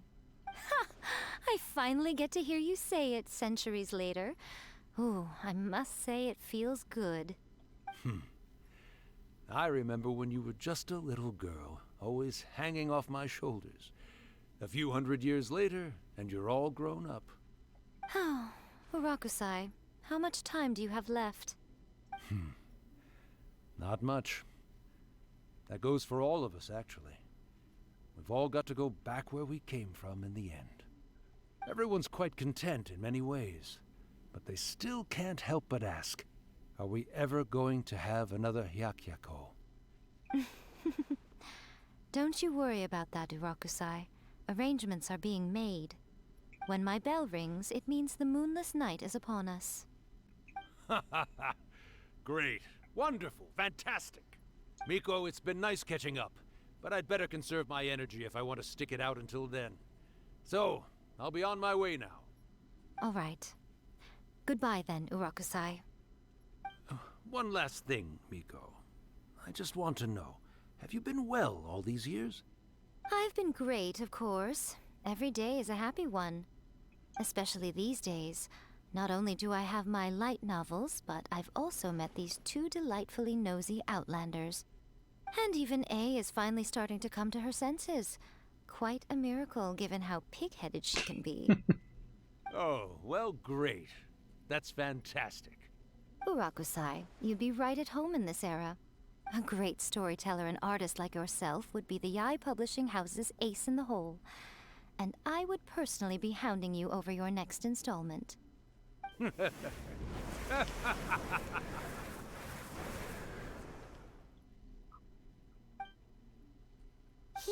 disappeared. Are you awake? How are you feeling? Are you all there? Here, like last time, repeat after me. 1, 2, 3. Oh, you beat me to it. Looks like your brain is intact. This is when I woke up in her lap. That's what she told me to count to 3. So, your first possession, What was it like? I feel dirty. I remember everything pretty clearly. I just couldn't get on the conversation myself. Good. Saves me from having to explain everything again. Hearing Urakusai admit defeat has put me in the most wonderful mood. In return, it's only fair that we make sure to deliver on what they're all hoping for. You mean the moonless night? They want to do a Hyakyako? Yes. Though they only represent a tiny proportion of the memories in the ley lines, it will still be quite a sight to behold when the time comes. Since you've come this far, why don't you do one last thing for me, I'll need your help with the ritual. You cannot be serious, Miko. After all that, you still have more errands for us? You guys teamed up to scare Paimon just now. If you think Paimon's gonna do anything you ask for, think again! Aw, come on. I'm really only asking you to finish what you started. Besides, your paychecks are still in my hands. Paimon's paycheck? My paycheck! Well, there's no way out now. We're in too deep. My money!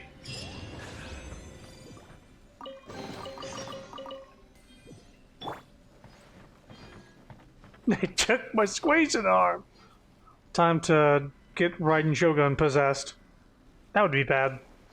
Let's not do that.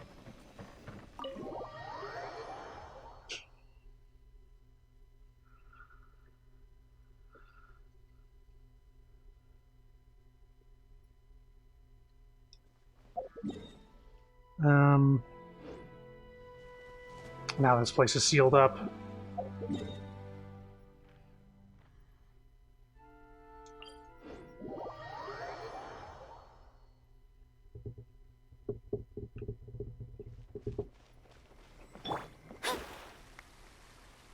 They clapped again. The paycheck is her lap. Well, hello there, my little helpers. So nice of you to join me. You're right on time, too. As if we had a choice. We just want our paychecks. So, Miko, what exactly do we have to do to make this Hyakyako happen? Also, to be clear, we actually have no idea what it even means. It might sound ominous, but to put it simply, the Hyakyako is just a gathering of the yokai. Back in the day at yokai gatherings, once everyone had had plenty to drink, one by one they'd start soaring into the sky with their yokai powers. There were so many of them that their silhouettes would block out the moon. But now, the yokai memories that leak from the ley lines are weak. They are no longer able to fly. So I will be performing a convocation ritual for them, gathering all the wandering memories together in one place. When the time comes, they will gather in the sky above the Grand Narukami Shrine. Once their energy is spent, they will be satisfied and return to where they belong. I see, I understand. All the preparations for the ritual have actually been made well in advance. Remember the incantation and the mention of moonless night that I added to our novel? Oh, yeah! Something about reciting the secret spells of Lady Kitsune on a moonless night. That's the one. Actually, it's not a wish-granting incantation at all. It's a spell to help calm the ley line memories. When that time comes, let's all pitch in and help send them on their way. Find the MacGuffin brother or stay with Yae. Sorry, bro. But he's a bad guy right now anyway. What do you need from me? I will start the ritual preparations shortly, and at that time, I need you to do two things. First, tell the Shrine Maidens to leave the mountain. During the Hyakyako, a whole swarm of yokai memories will be hanging around in the air above the Grand Narukami Shrine. Having the Shrine Maidens leave avoids the bothersome issue of someone potentially getting possessed. After that, I will commence the ritual, and the memories will begin to congregate. This will take some time. I need you at the foot of Mount Yogo during this part to keep an eye on nearby monster activity. The memories are normally dispersed and don't pose a threat, but when their energy is concentrated, it is likely to disturb the monsters. They may see this as an opportunity to try and make it up the mountain. I need you to fend them off so that that doesn't happen. Alright, got it. Then what? Well, if at that point you felt like coming to the shrine and getting a close-up view of the yokai, I wouldn't say no. Okay, let's get going. Defend the mountain from monsters. Tell the Shrine Maidens to leave.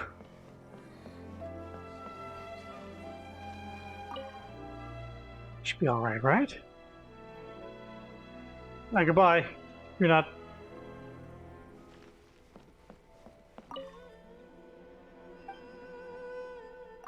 I guess you're not... Oh, they have quest markers above their head. Duh. Descend the mountain? Are those Lady Kuji's orders? I missed a lot of story. I really need to play the whole game. Yeah, I mean, even when I started streaming this game, I skipped, like, the first prologue chapter. So, while this covers story with voice acting and whatnot, for the most part, this whole stream, you can still experience the story yourself and make your own decisions. Yep, Miko said the ritual she's gonna perform soon might pose a physical danger to you all. I see. I'll evacuate everyone right away. What about you? We'll be taking care of a couple other things for her.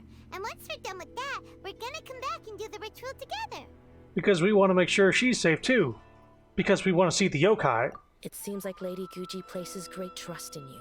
Lady Guji's never allowed anyone else to be in her presence when she's conducted rituals like this in the past. Thank you for helping with the ritual, and good luck. Don't worry, we're much stronger than we look. But apparently if we get possessed, we're fucked. Come on, let's go deal with the monsters down the mountain.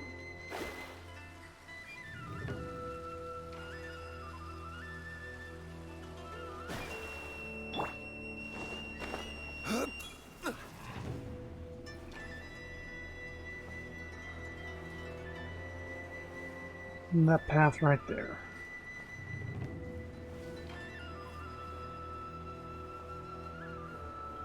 Do you think this plunge would kill Zhongli? I mean, this height definitely would.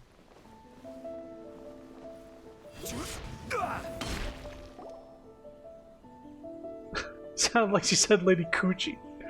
These monsters look really riled up. We can't let them up the mountain. Let's get rid of them for Miko. Yep.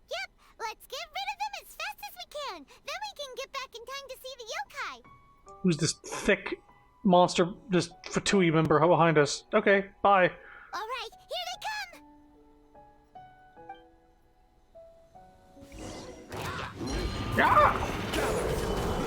Hi, dudes. This is order. Going in! Let's light it up! Fate is upon you! Shadows of fate! Torn to oblivion!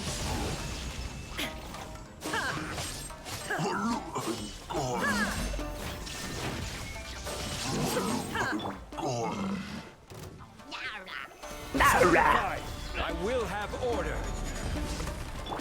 Let's light it up! Shine down! Let's get down to business. Teamwork is teamwork! Decided by destiny! There is no escape!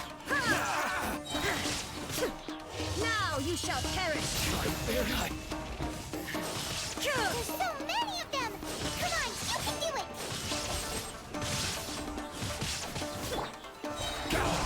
This is order. Let's light it up! Delve into death, everybody stand back! Written in the stars! Inazuma shines eternal! Alright, that's the last of the monsters! How far along do you think the ritual is? Let's head back to the Grand Narukami Shrine and take a look! Let's take it at her royal thickness up here first.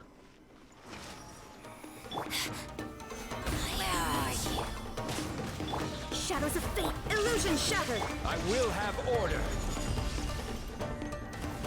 Got you all the way up here. Let's light it up! Awooga! Teamwork is dreamwork, decided by destiny! There is no escape!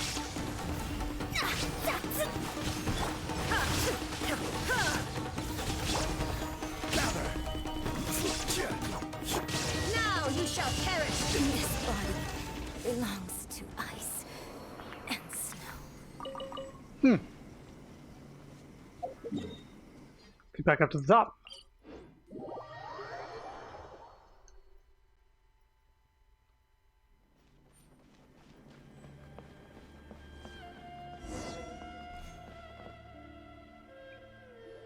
We're gonna get some actual like cutscene mocap stuff going on here with all the yokai in one area.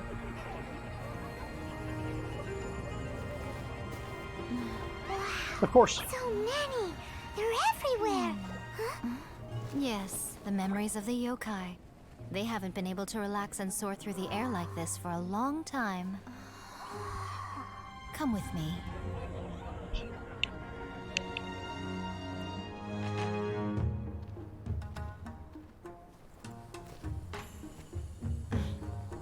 You all right, little one? You look a little nervous. It's just, Paimon's never seen anything like this before! Whoa, they've really blocked out the moon!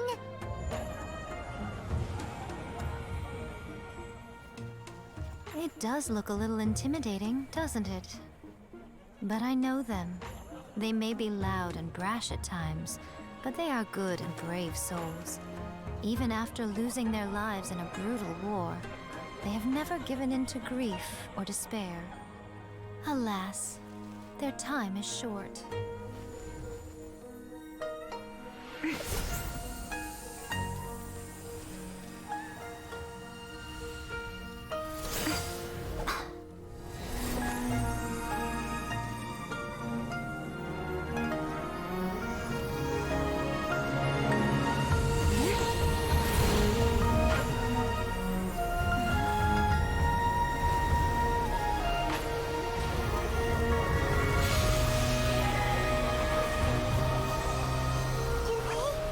Do they really have to go?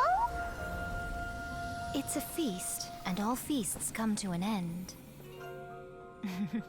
Since you're sorry to see them leave, why don't you do the recital along with me? O Hakushin, cause of this enchantment, in reverence I perform this rite. In reverence, I perform this rite. To be a guiding light.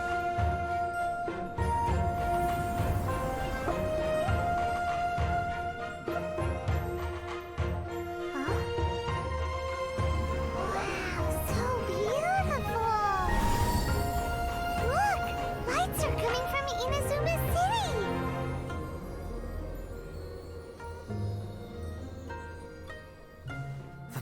says, recite the secret spells of Lady Kitsune tonight, and our wishes will come true.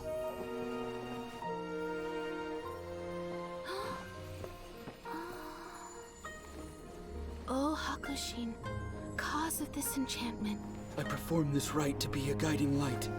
Your unrivaled power will be honored eternally. Lend me your energy!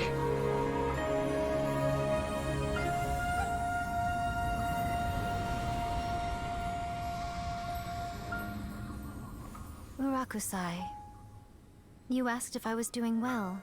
Really, every day is a happy day for me. But watching you all leave now, I can't help but feel a little lonely. Just a little, of course.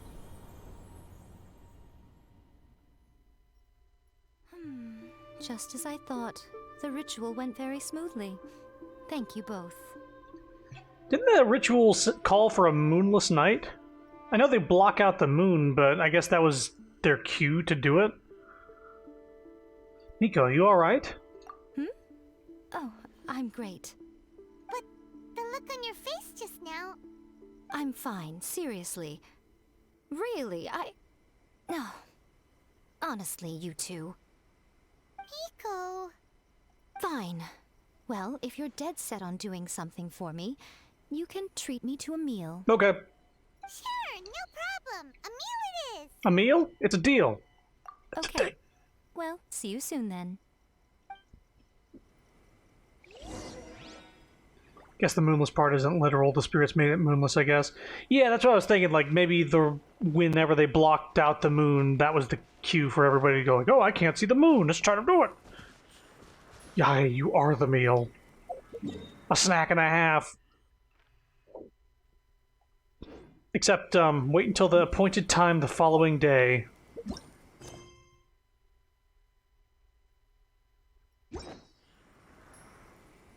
Well, I have to wait for a day. The appointed time, I don't know what time that is.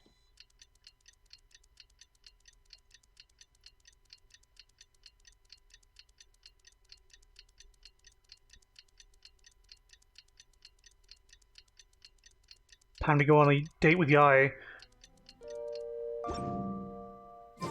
Today is the day we agreed to treat Nico to a meal. The venue is Uyu Restaurant. What were you saying? Yeah, fine, whatever. I just want to make her smile. This character quest has been much longer than the other ones, I'll say. Are they just going to get longer and longer? We're coming up on 2 hours here. Oh, wait is unbearable. How is the next chapter of the miraculous adventures of the Traveler not released yet? Yeah, tell me about it. Well, I want to know what the next region's like. It was quite a surprise when the moonless night finally came. Yeah, that huge black cloud over Mount Yogo that night. It just seemed to form out of nowhere. But then nothing happened after I made a wish using the method in that book. Yeah. I guess light novels are just fiction after all, huh? You saw like sparkles coming off of you, right? You knew some magic was going on. That night was definitely the nail in the coffin for the incantations from novels fad. Still, something tells me the miraculous adventures of the Traveler will remain an interesting series for a long time to come. Huh? Paimon can't see Miko anywhere. Yae is a meal I wouldn't mind preparing. I would change preparing to eating. Good God. Guess she's not out. Thirsty, chat. Where's Nightbot? Where the fuck is Nightbot? It's been 2 hours. I've been taking drinks this whole time.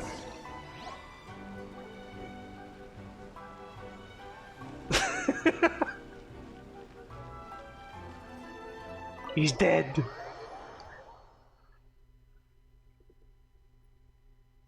Nightbot is on Twitter looking for art of the thick Fatui woman and Yae. Ah, my little friends. There you are.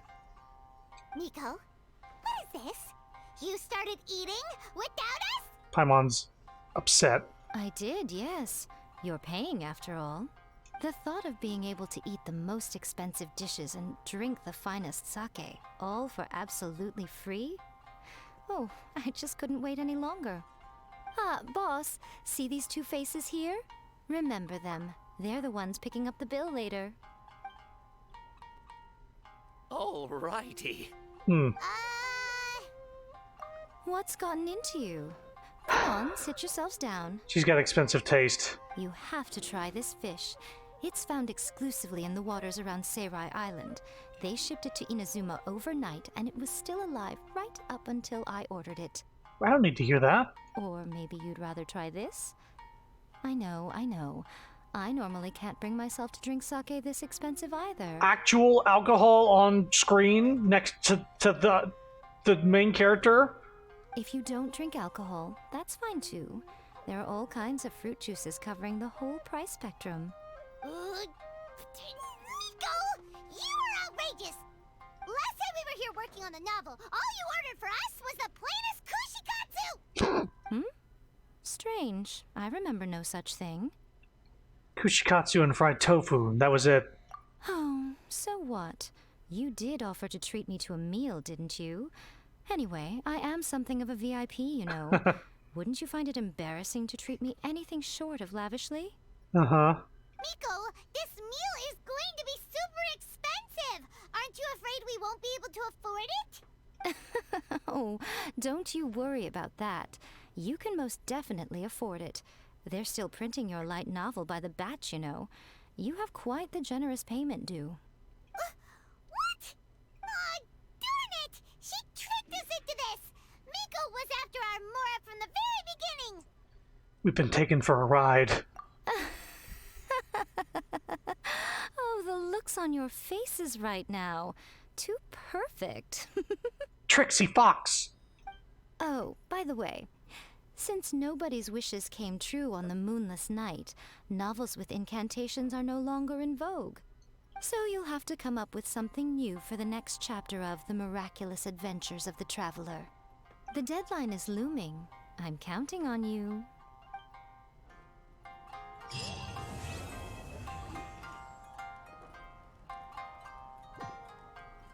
Hang on. Thank you for the meal. I thoroughly enjoyed myself today. Oh, did I mention? A saw that convocation ritual we performed over the Grand Narukami Shrine. I know she can be pig-headed, but it still took me by surprise when she wrote me a long and sternly worded letter about it, chastising me for taking this whole thing much too far. Ugh, I hardly see what all the fuss is about. Everyone seemed perfectly happy to me.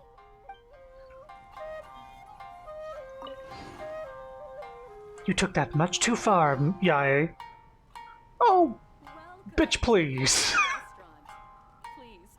Interesting. Do tall ladies have a different sitting style on these tall stools? That's just like Erika, always refining her. Both feet on the stool, but short. Both feet on the stool, tall boy. One leg. Yeah, it's one leg for the tall people. Welcome to Uyu Restaurant. Please talk to me if you want to order. All right. Well, that's Yae Miko's story quest. Look at this. It's a clean quest log. I have not seen this since the game started.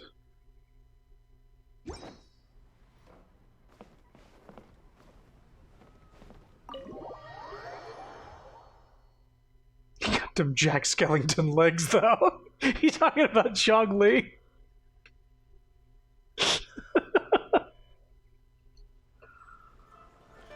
Oh my god. Jack Skellington. He's just got slim legs. They're not that thin.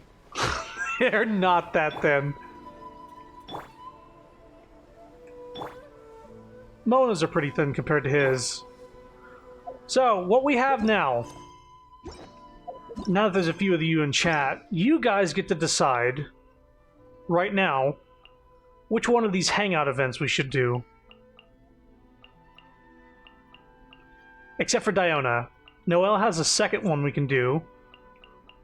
But we have Ningguang, Yunjin, Goro, Beidou, Seiyu, Toma, not you, Noelle, Barbara, Chongyun, and Bennett. This is likely to take a little bit, so we can only do one more tonight. We can only do one tonight.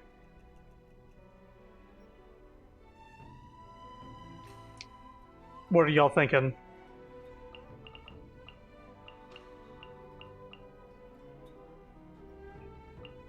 I vote left. I can't spell her full name. Ningguang? Beidou?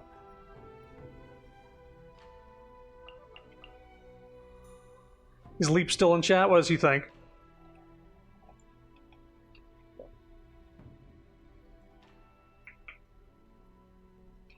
Because I can start on the left otherwise. Siding with Sapphire? Or Beidou? I'll let Sap control my vote. It's the least I could do. So Beidou?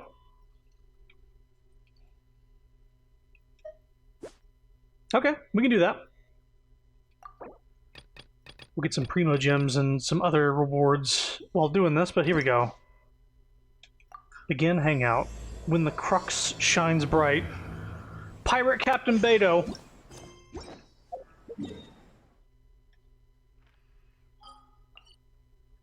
Yeah, she's out on the ship. Ah, they didn't keep the fucking boat here after that event. Dumb. They really should add some, Wave Rider spawn points on this island chain here. Oh well.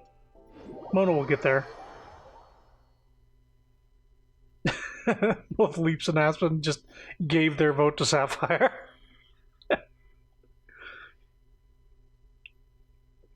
I'm good with doing any of these quests.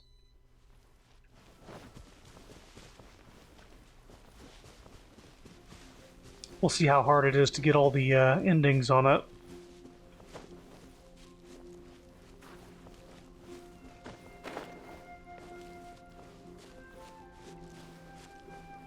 Yo ho, yo ho. Really bad eggs.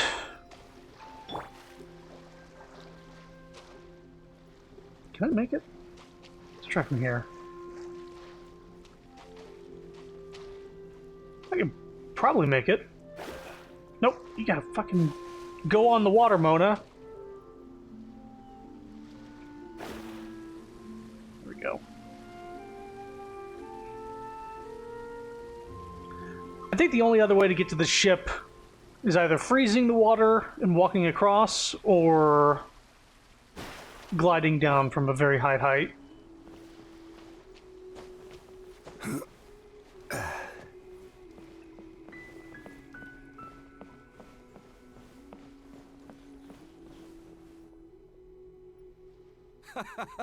Well, would you look who's here? Looks like it's going to be a day to remember. Guys, look who the sea washed up. That person that's in front of the Traveler right now, I always think that's Tifa. It's the color palette. It's the black and red with the white top. Ahoy there, Traveler! There she is. So Captain really did invite you to join the homecoming celebration. Hey, I heard that you took care of another crisis while you were in Inazuma. Are the rumors true? Mm-hmm. That's what I heard too. Thanks to you, Inazuma's Vision Hunt decree was finally put to an end. Well done, Traveler. Wow, are they talking about stuff after the game? Like the latest chapter? Is Beidou's locked behind that? Captain's got quite the eye for people. She said she was sure that your trip to Inazuma would stir up some waves. And sure enough. All I wanted was to have a chat with the Electro Orc. Look at you, being so modest. We all know what you did to protect Liyue Harbor. I've heard that they tell stories about you in Mondstadt, too. The honorary knight. Pretty impressive. I'd say someone of your caliber would be right at home in the cracks. Right, sailors? That's right. Wow, I'm getting excited just thinking of being the Traveler's crewmate. Hey, what do you say we arm wrestle? Arm wrestle? I was worried you'd be too busy to show up. Oh, Captain on deck! Captain, we were just trying to talk the Traveler into joining the crew. Yeah, come on, Captain Beto. Surely you've got a way to get the Traveler on board. Well, she's on board right now for the celebration, isn't she? Yeah, but just one celebration together is not enough. You know what we mean, Captain. All right, I What? get it now. There is something special about you, Traveler. You earned everyone's respect. Is anybody myself seeing? included. Did anybody see the hearts coming off of Beto when she was saying that stuff? What's going on? So it goes without saying that the Crux would be honored to have a crew member such as yourself. No doubt about that. But then again, a hero like yourself doesn't just set off on a journey without some bigger purpose in mind. I see. They're like emoji. Gotcha. So should a hero really drop what they're doing just to spend day after day drifting at sea with us? Well, if that were the case, then the Crux, known for always moving forward to the next horizon, would instead be holding someone back. Right. I guess we didn't think that part through. Sorry, I was reading Twitter thirsting for thick Fatui lady. Remember, rather than seeking out strong members to join us, you should be focusing on making yourselves the strongest that you can be. If we are powerful, they will come to us. Isn't that why everyone here chose to come aboard in the first place? Yes? A strong sailor is always looking for a sturdy ship. I guess I almost forgot the first lesson you ever taught me. Thanks for the reminder, Captain. Just be sure you all keep that in mind. Now, there's no more need to hound the Traveler, as you were. The Traveler and I have something to discuss. In my bedchambers. That's my Discord. I'm glad you came. Welcome back aboard. Let's see here. What to choose? You are a wise leader. Thanks. I'll take that. Some rumors have it that the leader of the Crux is so powerful that she could slay the mighty Leviathan Haishan without breaking a sweat. I can't go getting too caught up in my own reputation, though. That's certainly not how the Crux made it to where we are today. As the head of the fleet, my task is to keep us on the right course, no matter how turbulent the seas may become. Beto, please control yourself. But then again, the crew isn't usually this riled up. It's not that they're arrogant, they're just bubbling with ambition, that's all. Their excitement today comes from their great respect for you, both your strength and your character. So please, don't take it the wrong way. Give me just one sec.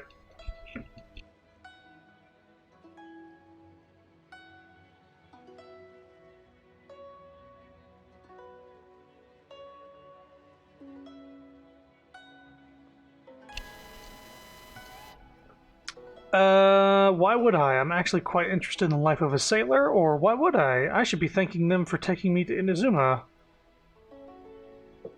Quite interested in the life of a sailor. Oh, is that so? Well, it just so happens that we're doing some recruitment and training for new crew members while we're back. It'll be a first-rate chance to learn the life of a sailor. Since you're interested, why don't you come along and experience a sailor's life firsthand? I'm curious to see if you'll take the sea by storm in the same way you have on land. Alright, Captain, show me the ropes. Good. Come with me. I've got something interesting for you to see. Careful with those hearts while you say that. Gonna rile up chat more than they're already riled up.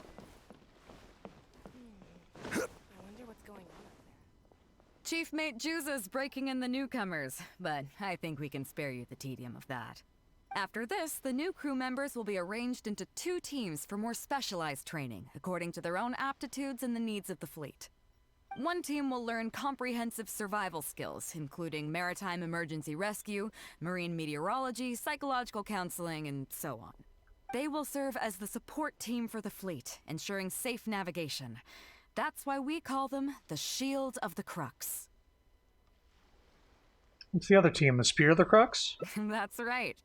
You catch on quick. Hey. As one might expect, we call the other team the Spear of the Crux, because they'll be learning about naval warfare. They'll make up the armed portion of our crew. Also, they're responsible for handling the fleet's cargo deals. So, What do you think? Which team is for you? This is probably a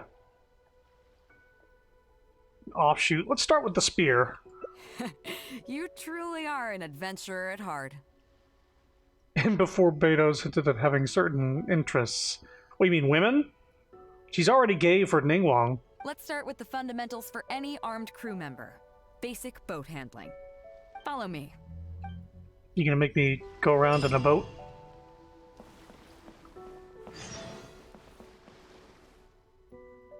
These are some older skirmish boats that we keep on the Alcor as backup. Although they've been made redundant by newer models now, they're still fully kitted out.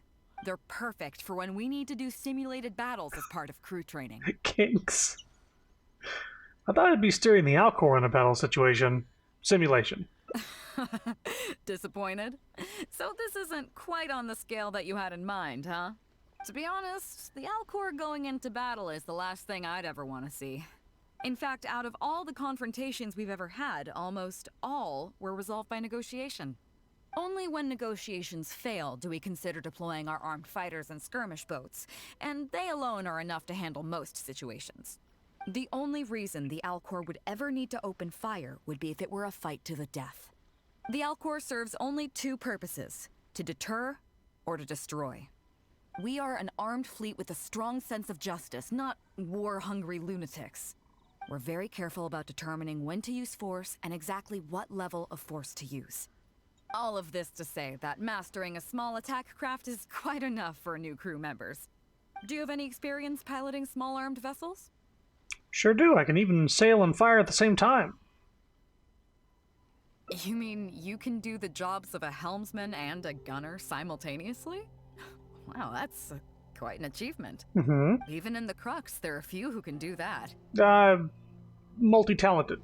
Seems like you're a natural. In that case, I'll skip the basics on how to operate your craft. The goal of this exercise is simple. Steer your skirmish boat along the prescribed route and return here within the time limit. I don't know, man. All I'm saying is she has plenty of playroom to be role-playing. Oh my god. You can start when you're ready.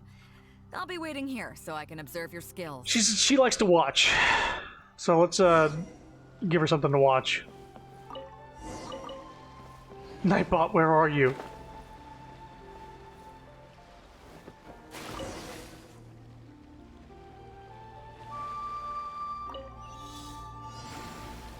Coins. What are the coins for?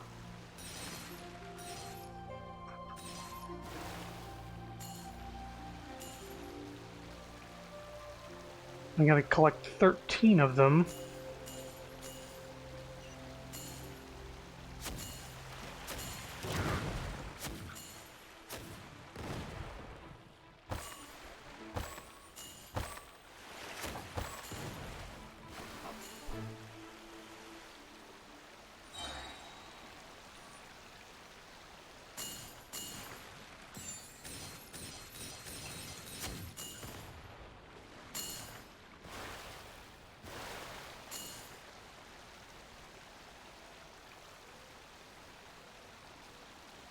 Mm-hmm.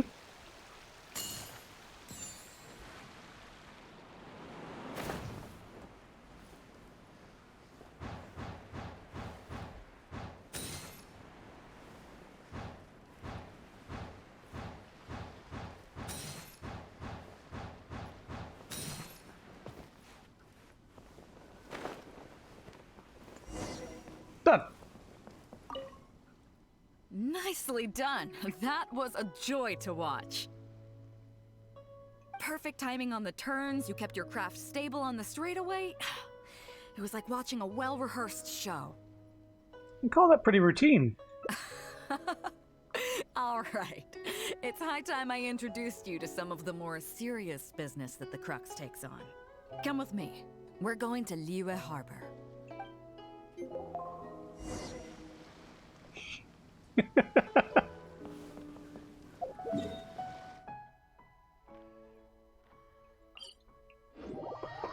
Oh boy. Please don't join us.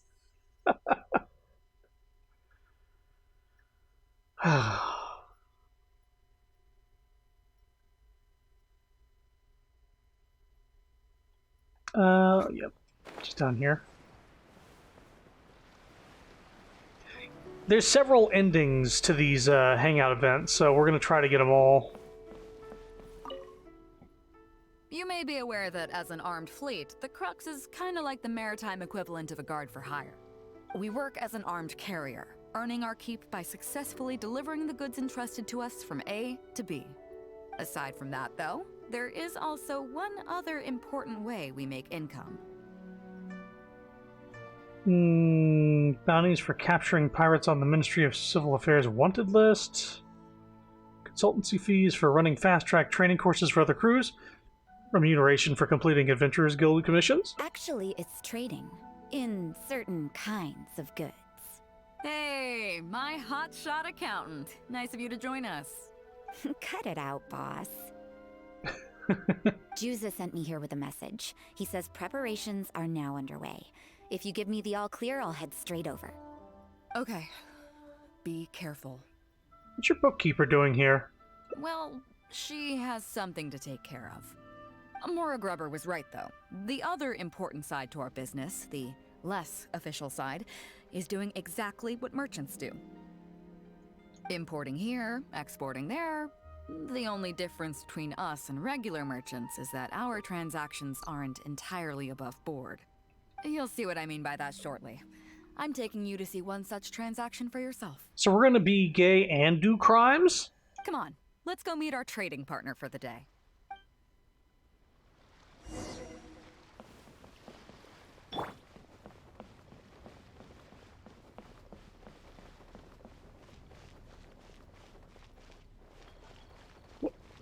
You're taking the long way around some of these things.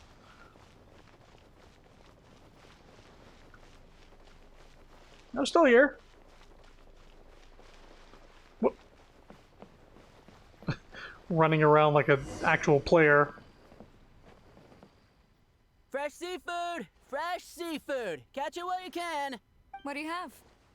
Hello there! Here at Nay's Professional Fishmongers, we've got everything you could ask for. So what do you need? I want a bass head with all the teeth removed. If there's a single tooth in there, I don't want it. Huh? You know bass have pharyngeal teeth, right? In the throat? How do you expect me to get all those out? Then I'll have a bass trunk with 2 swim bladders. Again, if it's short by 1 swim bladder, it's not the bass I want. You're not making this easy for me. 1 bass means 1 swim bladder. Afraid that's not up to me. Okay.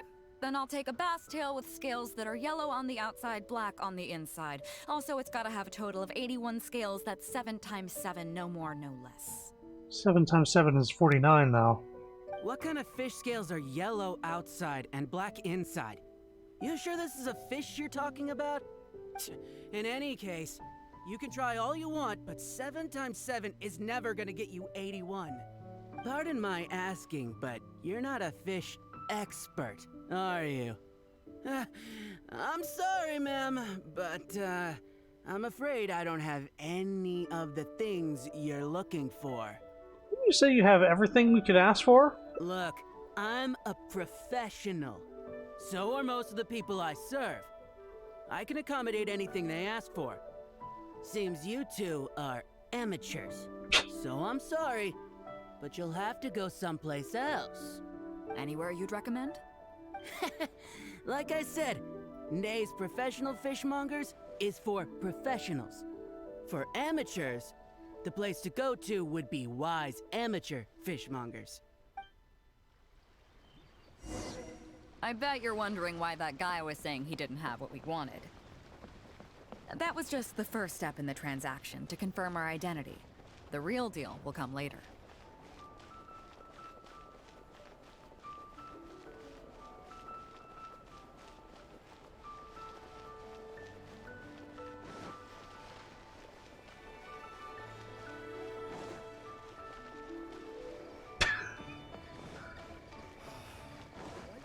Oh, she's got pathfinding. She is just not, like, glued to a thing. She's actively trying to avoid things that are in her way.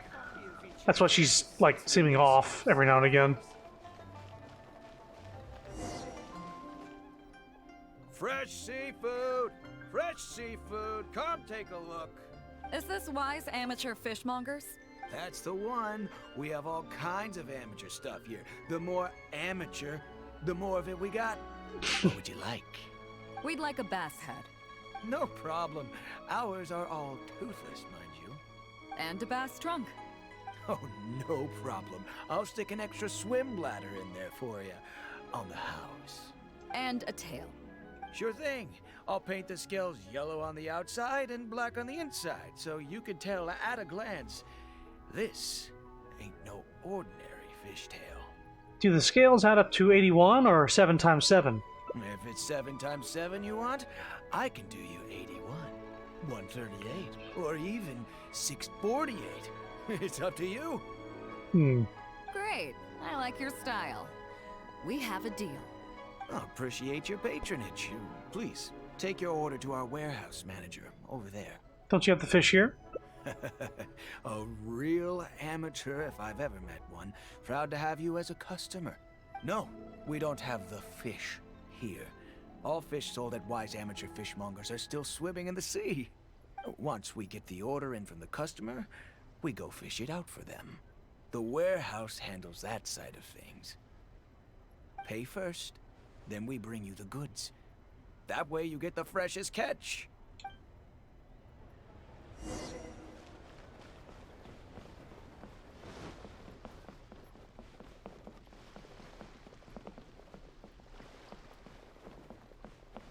A lot of legwork going on here. Are you two here to collect your order, huh, Bade? Yes, sir. We're here about that bass. I didn't expect you to come in person, but we still need to follow procedure. The bass you want is not a standard specimen. Our fishermen need to wait for the right moment to catch it. You know the rules, I take it? Of course. What rules? Oh, well, as you know, timing and location are everything when it comes to fishing. You have to wait till all the conditions are just right. That means the tide, the moon, and the wind. So, let me ask you this. When will the tide come in? The fishing song will sound out at midnight. How drunk will the moon be before the party's over? It won't stop while the Star of Death shines. I see, yes. Which way will the sea breeze be blowing? The breeze should be bound for Guyan. All right, then. Well received. I'll go and make arrangements. Great. I think that wraps up everything we needed to do in Liyue Harbor. Let's head back and wait for the delivery. Liyue Harbor? That's it? But where's our fish? What did all those riddles mean? The 3 people we just met are our business partners. Nay's Professional Fishmongers and Wise Amateur Fishmongers are just cover names. The bass, obviously, is the code name for the goods. The numbers of teeth, swim bladders, and scales all represent different specifications. Meanwhile, the conversation I had with the warehouse keeper was the instructions for the deal itself. Let me translate it for you. Tonight at midnight, the deal will take place in Guyan Stone Forest. The Alcor will wait there as long as needed. As for what the actual goods are, well, you'll see tonight. This is all so mysterious. Is it as shady as it seems? We're not doing anything illegal here, are we? What if I were to say yes? What would you do then? I pretend I didn't see anything. Thank you. But don't worry, everything will be fine. I deeply value you as a friend, but ultimately, you're not with the Crux. I definitely don't want to cause you any trouble just because you hung out with me. So rest assured, we haven't broken any laws. At least not today. What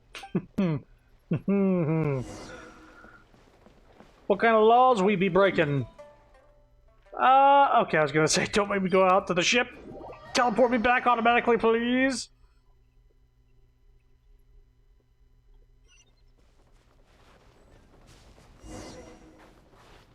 Oh, I'm gonna wait till midnight. Of course. How about midnight plus 1?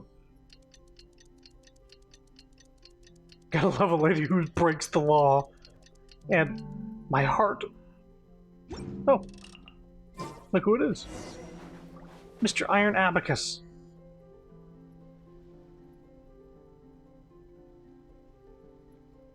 Captain Beidou, you gave me quite the surprise when you showed up in person earlier today. Well, my friend is visiting, so I wanted to show her how the Crux handles some of its important business. I see. You two must be close. Mm-hmm. You got that right. Now, down to business. Have you brought the goods? Yep, all here. Please, feel free to take stock. Stop! Nobody move. Oh boy. We have received certain information pertaining to a potential illegal business transaction at this location. Oh, it wasn't me, Beidou. I did not snitch. Apologies, Captain Beidou, but I'm going to need to inspect those goods. Oh no, should I distract them while Beidou retreats? Oh? An illegal business transaction, you say? Well, all the goods are here. If you have any suspicions, please inspect them at your leisure. Captain, everything's been checked. It's just a bunch of potatoes, flour, and so on. And all the paperwork checks out too. Huh? Everything's been checked thrice over. There's not a single contraband item here. The paperwork was approved by the Ministry of Civil Affairs and the tax declarations are all in order. Looks like you've managed to clear everything up. I suppose we can put this down as a simple misunderstanding. Yes, apologies. This was a mistake on our end. Come on, let's go. Who snitched? Bravo, Captain Beidou. This was rather ingenious. Are we trying to, like, find who the rat is? Wait a second, what's going on? All this mystery over some potatoes and flour? Seems like your friend still has a little catching up to do. I know you have a lot of questions. Come on, take a walk with me and I'll lay it all out for you. Well, I'll leave you both to it. Captain Beidou, I look forward to doing business with you again. Take care. Why don't they just do... You probably thought that there was some sort of nefarious business going on behind all the secrecy today. The truth is, that was exactly what I wanted the Ministry of Civil Affairs to believe. What you might not know is that I, as the leader of the Crux fleet, and you, the great hero of Liyue Harbor, have both been on the Ministry of Civil Affairs watch list for a long time.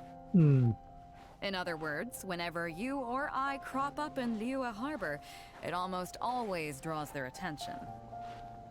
Not that there's any animosity behind it, mind you.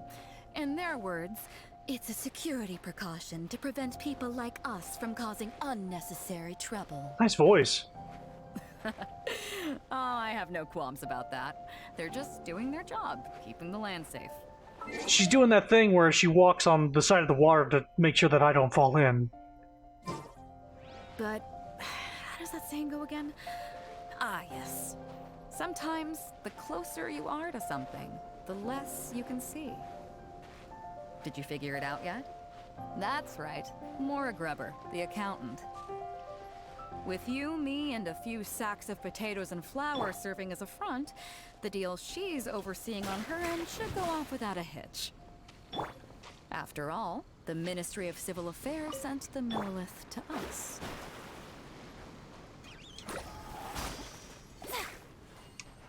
Sorry, I get distracted by a ferret that had money in it. You know how it is.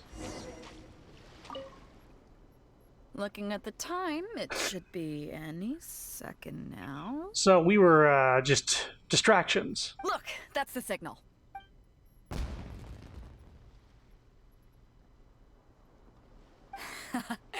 Tonight's real deal is officially done. Do you have any more questions?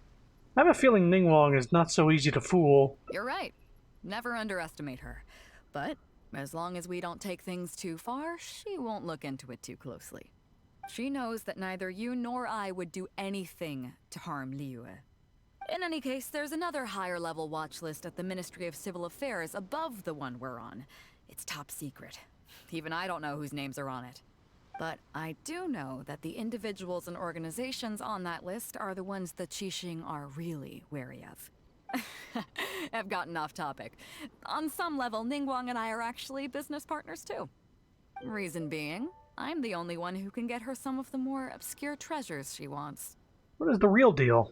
It's complicated. All you need to know is that what might be easily attainable for some people can often be a lifesaver for others who can't get their hands on it. That's where we come in. It's as simple as that. Medicine? You still have some important things to take care of, don't you? As long as you don't know what I was referring to, you'll be safe. So, I'm sorry, but I can't tell you for now. Of course, if the day comes when you've traveled to every corner of the world, found your sibling, and neatly tied up all your loose ends along the way, you're welcome to come back here and I'll tell you all about it. You'll always be welcome in the Crux fleet. I hope I get to see you on board again someday.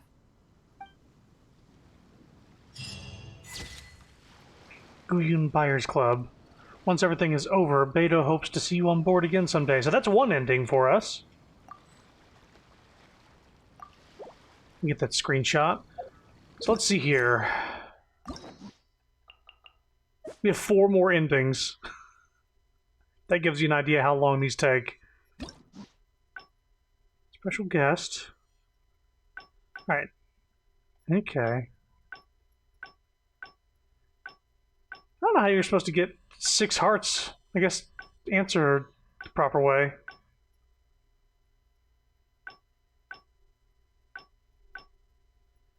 So I guess we could go here and then take an alternate route.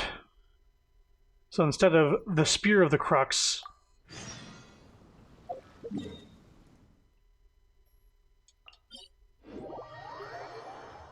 one of the endings is to be an enemy of hers. Another one. The only one I have experience with is Diona's and Noelle's first one. And one of them is kind of a bad ending for Diona where you make her angry. And she just sort of like pouts and gives up. Like you keep having... She's like jealous that people are coming to the bar for the cats and not for the drinks. And she doesn't like cats. So you keep saying like, yeah, but the cats are great. And she's like, ah, okay, whatever. It's like, oh, you're just jealous of the cats, aren't you? Like, ah, shut up! And then she just eventually, you know, ends the quest prematurely.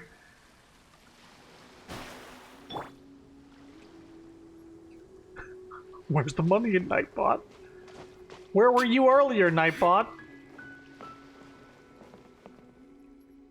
Chief Mate Juza's breaking in the newcomers. After this, one team will learn. They will serve as the support team for the fleet, ensuring safe navigation. That's why we call them the Shield of the Crux. What's the other team? The Vision of the Crux? The Vision of the Crux. Oh, we don't have that many visions, kid. As one might expect, we call the other team the Spear of the Crux. Also, they're responsible for handling the fleet's cargo deals. So, what do you think? The Shield of the Crux. As I expected, you have a will to protect others. There are 2 main subjects that the Shield of the Crux focuses on: survival knowledge and entertainment.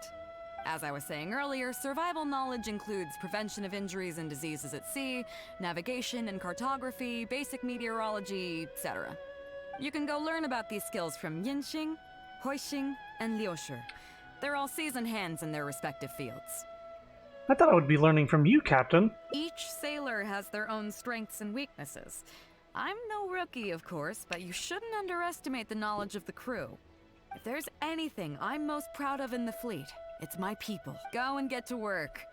I'll have some questions to test you later. I look forward to seeing how you do.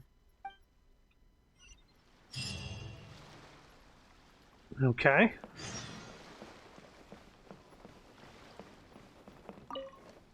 Hello, traveler. I'm Yinxing, the Crux's surgeon at sea.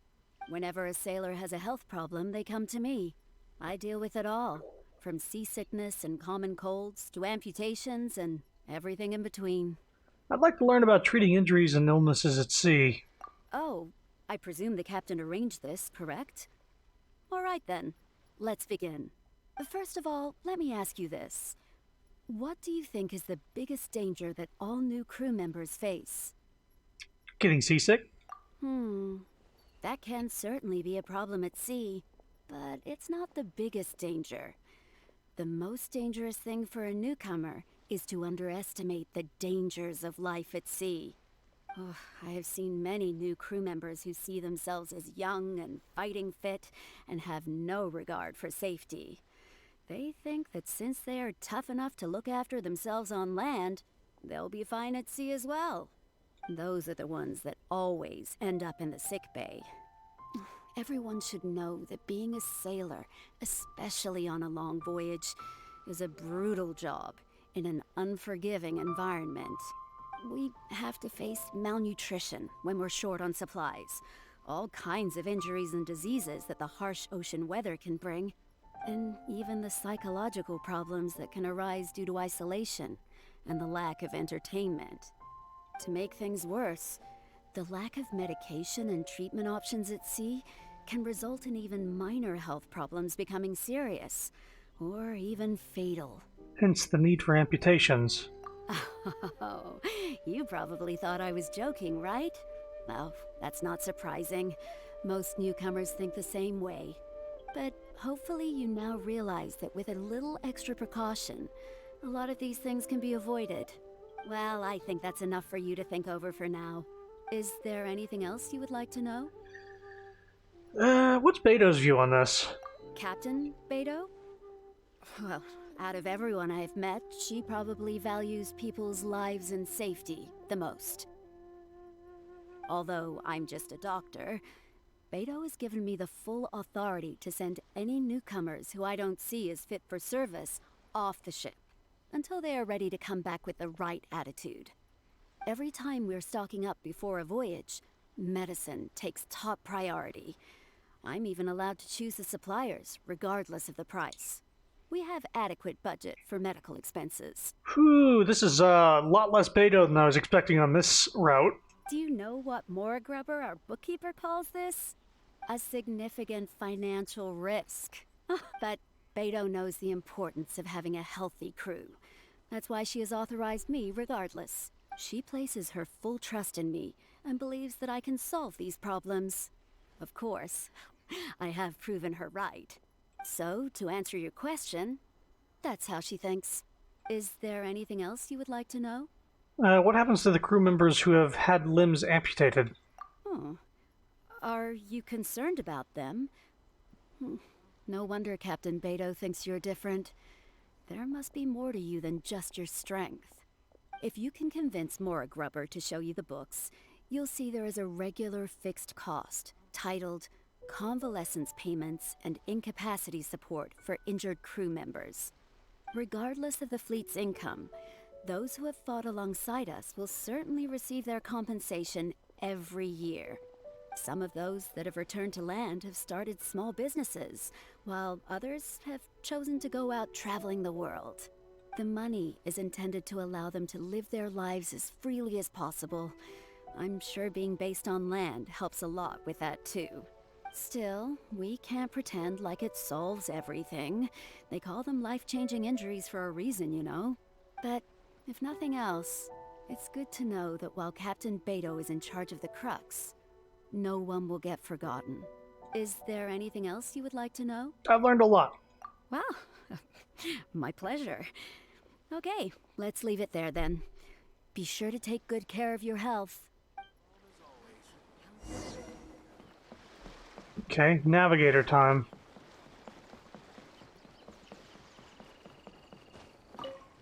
Sorry about earlier, Traveler.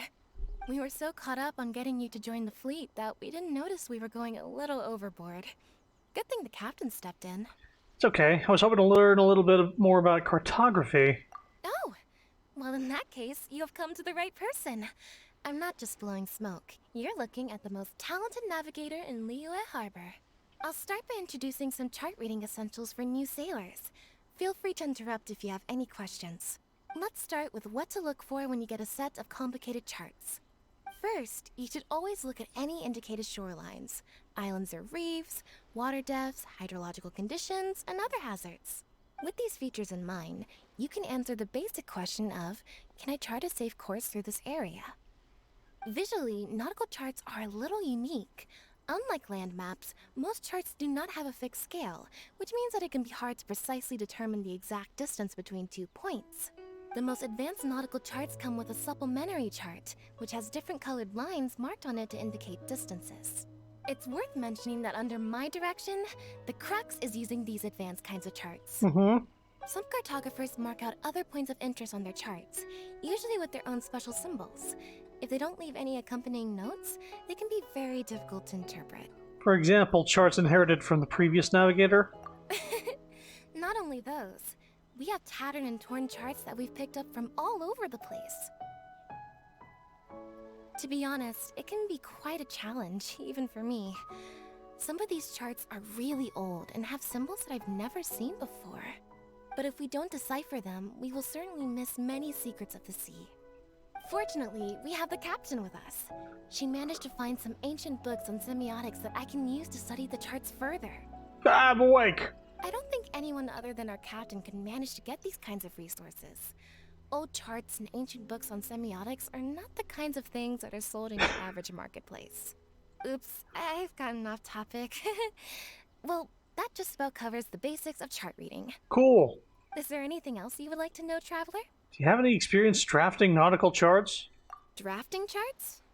That's certainly a more advanced topic. To be honest, I've only attained a smattering of knowledge in that area. The charts we are using now are just revised versions of the ones left by the previous navigator.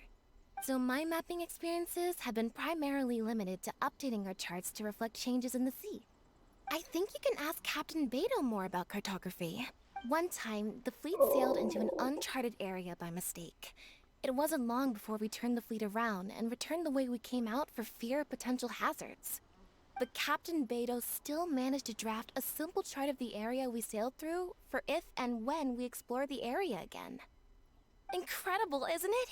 I was amazed to see that the captain could even do cartography. Then why does she need you as a navigator?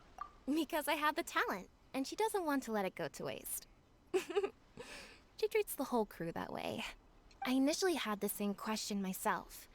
After all, in many fleets, the captain also works as a navigator. I couldn't understand her reasoning at the time, so I asked her. She just laughed and told me to wise up, saying that even Rex Lapis never fights alone. She wants everyone on board to master their role, so that the Crux is not floating on her alone. That way, if the day ever comes when she's no longer with the fleet, we will still be able to sail onward without her.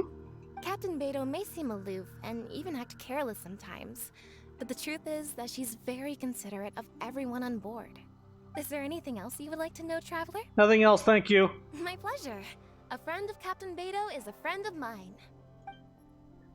I don't have a problem with her or the info, but this is so vastly different from the Beto quest. Like, we're not with Beto this whole time. We're talking to these people on the ship instead.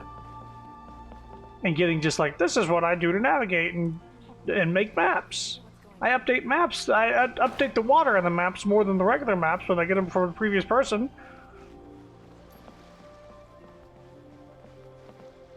Wait a minute. Ah, fuck me. It's up there. Son of a bitch. Quake! Taking a shortcut.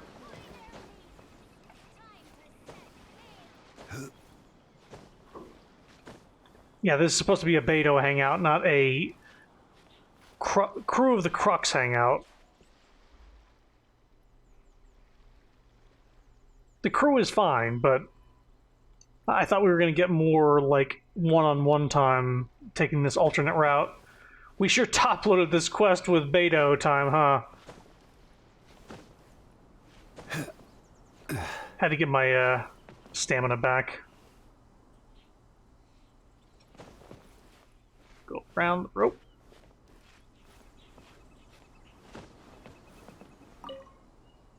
Hello, Traveler. Are you here to learn about marine meteorology? Wait, how did you know? And yes, of course, teach me all about marine meteorology. In my line of work, I've got to have a pair of sharp eyes. I saw the captain showing you around the training grounds, and then you went to see Yingxing and Huixing. So I figured that she probably wants you to get to know the life of a crew member. You have a real knack for your work. Okay, let's get started. First, I'll introduce you to the basics of meteorology.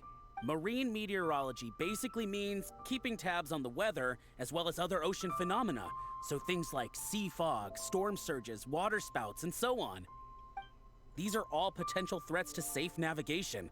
Luckily, whatever weather might be coming up, there's always some kind of sign that gives it away in advance. Take water spouts, for example. They're caused by high-speed rotating winds on the surface of the ocean. They can engulf large ships and do immense damage.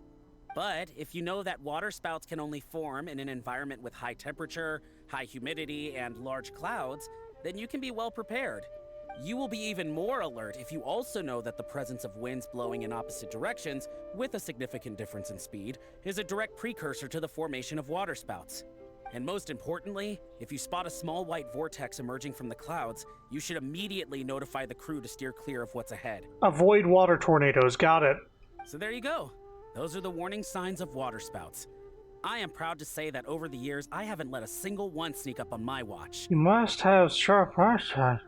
Well, I'm good at reading the sea, but I'm not as good as the captain when it comes to reading people. Do you know the small fishing village next to Wangshuin? I heard that when Captain was a kid, she worked there fishing with the adults. Later, she made her way to the harbor where she struggled to make a living. Managing to survive in an environment like that as a kid is solid proof of the captain's capabilities. If it wasn't for her, I never would have dreamed of taking this job. She gave me confidence and told me I could do it. Holy shit. You may not have heard, but I'm best known outside the Crux fleet for a slightly infamous story involving me, third round knockout, and a few too many. Who would ever have thought that the rookie sailor who fell drunk into the sea and became a laughingstock among their now former crewmates would then go on to become a lookout for the Crux? But it's the unbelievable truth. It proves that having skills alone is not enough. You need someone like the captain who is a good judge of character. Water spouts aren't just water tornadoes, they're special? How are they not just water tornadoes? That's exactly what they are. They work exactly the same. Am I wrong? Am I wrong about that? That they're not just water? Like tornadoes formed over water and suck water up into the wind? Find me anytime if you want to know more. Maybe if you listen. I know about water spouts in real. I knew about water spouts before this game. I've seen a couple. Yep. I'm good, my man. I almost let him fall to his death there, just for a joke. So you've already finished talking to the crew, huh? I thought it would take you a while longer. So, what did you think? It was a breeze. I've got everything down pat. Well, you sound confident, but don't underestimate the shield of the Crux. Mm-hmm. Gotta admit, though, I like your attitude, kid. Okay, let's get started. First of all, life on the sea isn't always plain sailing. Injuries and illnesses happen all the time. Give me a sec.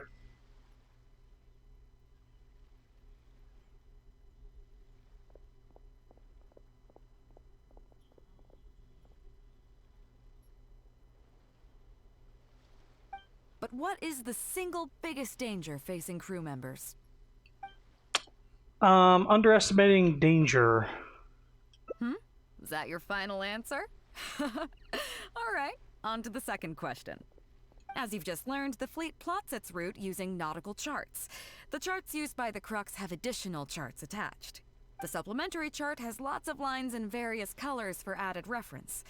What is the purpose of these lines? Give me just a quick sec. To mark distances. Okay, interesting. Now, last question. On longer voyages, we have to be especially careful to avoid certain weather hazards that pose a threat to the integrity of the ship and the lives of the crew. For example, water spouts. Oh, I know all about them water spouts. So my question is, how can we reliably predict water spouts so we can avoid them?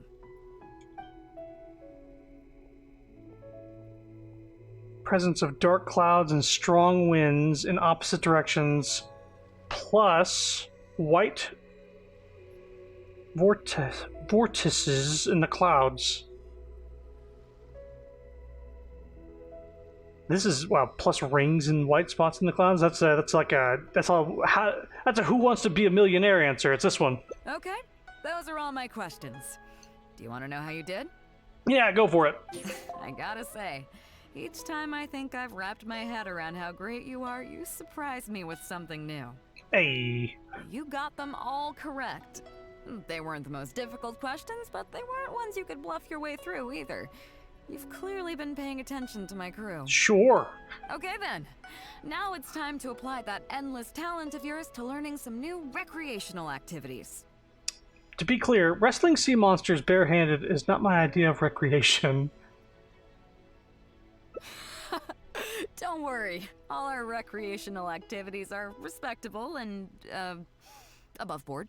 Hopefully not all of them. You need to realize that being out at sea might be fun for the first few days while everything's new, but before too long, looking at the same old sea every day and being so isolated from everything can really cause people to struggle mentally. Cabin fever. That is why regular recreational activities are an absolute necessity. Do y'all have a D&D group?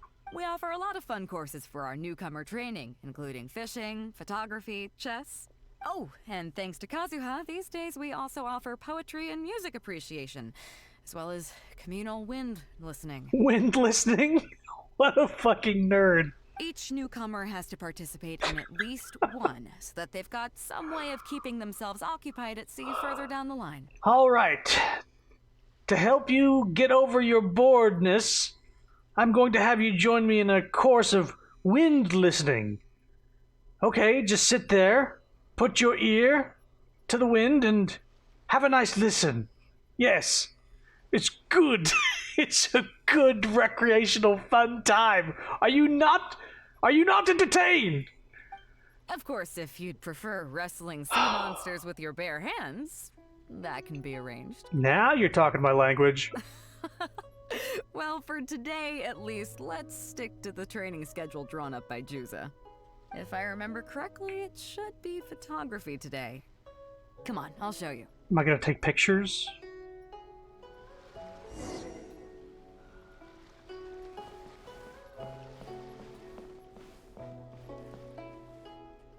Listen up, everyone can go back and call it a day. The photography session has been postponed. Oh, what? What's going on here, Juza? Oh, Captain, there you are. Well, Captain, the photography teacher just sent word saying that she's fallen ill and doesn't want to risk coming in case she keels over in class. Photography, you say? A woman of culture indeed. Alright, class is over. Me and Beto are gonna have a private photography lesson in her quarters. Nobody come in there. We'll be the only ones doing that. Anyway. That's quite unfortunate. Captain, if I may, I know a little about photography. Oh? Quite the multi-talented one, aren't you? In that case, why don't you help us out and lead the class today? Yeah, unfortunately, the original teacher canceled at short notice, so there's no time to schedule anything else instead. It would be great if the Traveler could step in as the teacher for the day. Yeah. It's up to you, Traveler. It would be my pleasure. Great, it's settled then. Juza, let's muster everyone over here to meet the new teacher. Yes, Captain.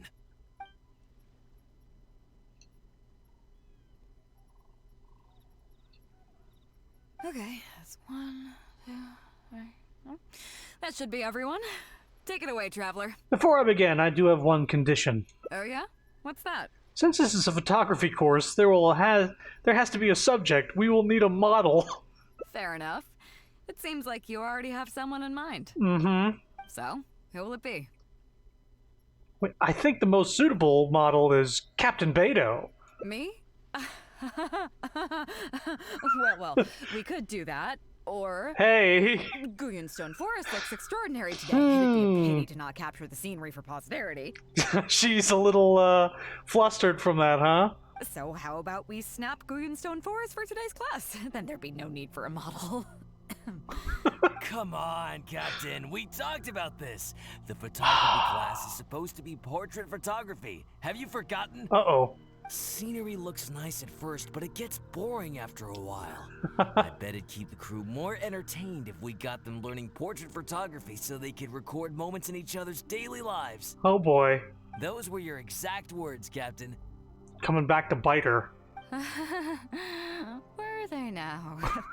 Strange. I don't seem to remember anything about that. Well, then in that case, how about Huixing? I bet she's perfect for the camera. Oh boy. Or Fuzhong. Or Mora Grubber. Even little Yue. Seriously, Captain? Little Yue? You're just trying to wriggle your way out of this. This isn't like you. You are the captain, after all.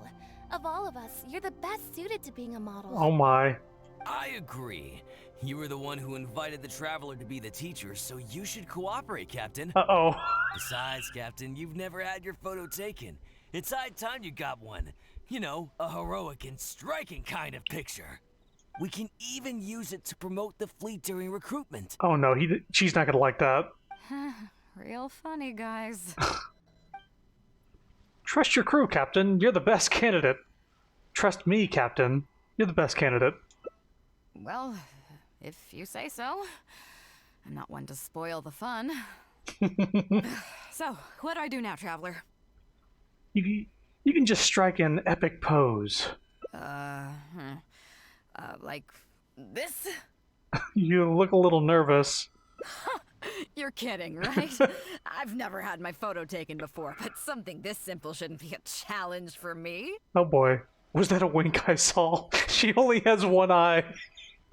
Not covered. It must be the lighting or something. You've got it wrong. Perhaps you feel uncomfortable posing here? Or perhaps you feel uncomfortable with so many people around. I never said that. We can go somewhere quieter. You mean go somewhere else, then bring the final photo back as teaching material? Sounds good to me. That's a good idea, isn't it, guys? The lighting may still be a problem. But I'm open to persuasion. If you have a suitable place in mind, I can consider it. Just to be clear, I won't necessarily agree. It depends on the place you have in mind. Why did we have to do the quiz before getting to this fucking part? Why did we have to suffer through fucking 10 minutes of fucking lore dump to get to this? Could we have just skipped to, like, photography class? Did we really need to do that first part? Am I crazy for holding that against this game right now? Let's see. This is our reward. Let's see here. How about Young Guang Shoal? We can enjoy the ocean breeze. I've heard there's a fishing village near Wangshu Inn. How about the top of Mount Tianheng, overlooking all of Liuwa Harbor? Beachside view? Mountain view, fishing village. I think beachside might be good. Well, Miaoguang Shoal is pretty relaxing. The harder the trek, the sweeter the reward. But if I want to enjoy the ocean breeze, why don't I just stay on board the Alcor and enjoy the breeze with my crew? That'd be more fun if you ask me. So, I think we can just forget the whole modeling thing for now. What? Sorry about that. I guess I'll owe you a favor. Wait, what? Beto gives a hearty laugh and leaves the photography class. What?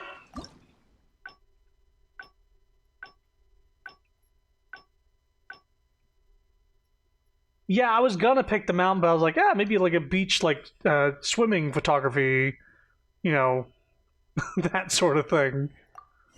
Boats are made for transferring commodities back and forth. Don't talk about boats! I know enough about boats now! Talking to the crew, huh? I thought it'd take you a while longer. There's a breeze. Well, you sound gotta admit, though. First of all, but what is the single... Well, this is easy now. Zach, as you've just learned, the supplementary chart... Okay, on longer voyages. So, my question... Okay, I got it. You got them. Okay then. Now it's time to apply that endless. Let's just do all the same answers until we get to that is last why part. We offer a lot of fun. Oh, and thanks each newcomer. Of course, if you'd prefer. If I remember correctly. Right through our fingies. That wasn't even an ending. We just fucking failed. Wow. Listen up, What's going on here? Oh, Captain. There you. Well, Captain. I see. That's. Oh? In that case? Yeah. It would be great if It's up to you, Traveler. Great. It's settled. Yes, Captain.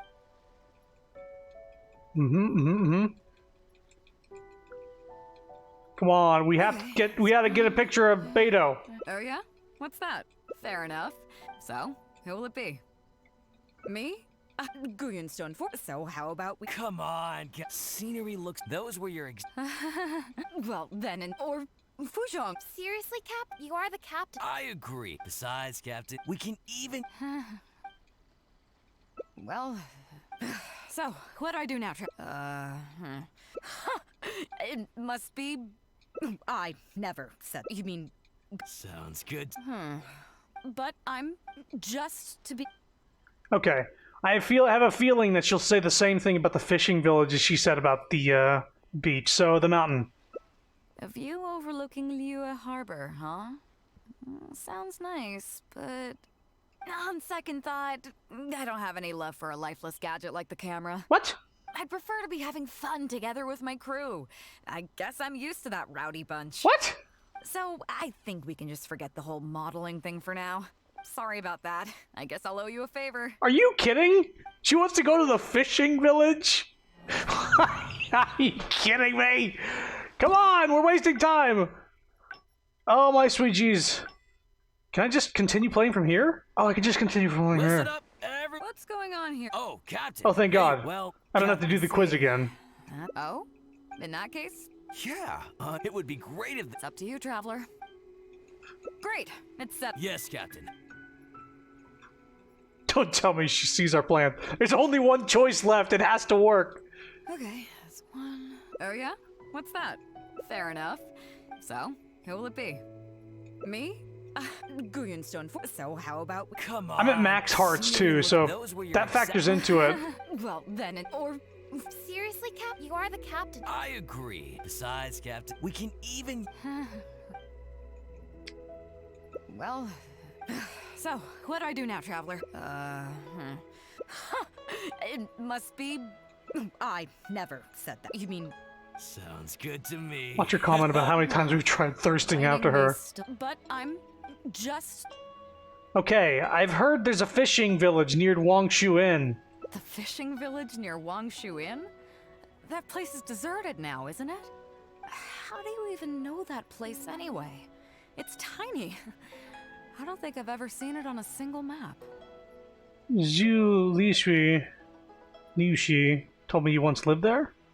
I'm surprised that you'd remember such a trivial detail. He's right, though. I did live there for a while. And now that you've mentioned it, it's given me the urge to go back and take a look around. Well then, let's go. We can take this opportunity to pay my old Tom a visit. So that's why she wants to go. Okay.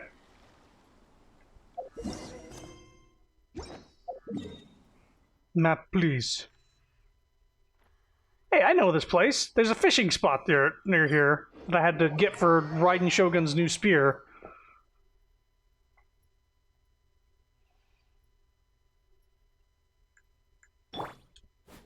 This spear.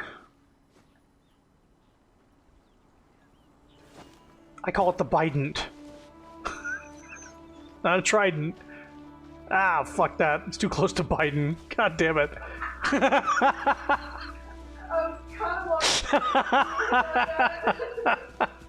It's called The Catch. That's the name for it in the game. Minecraft Trident vibes. Yeah, it's blue and shiny. It's nice. It's max refinement and everything, so it's pretty dang strong. There is a treasure chest in there, though, that I got at one point.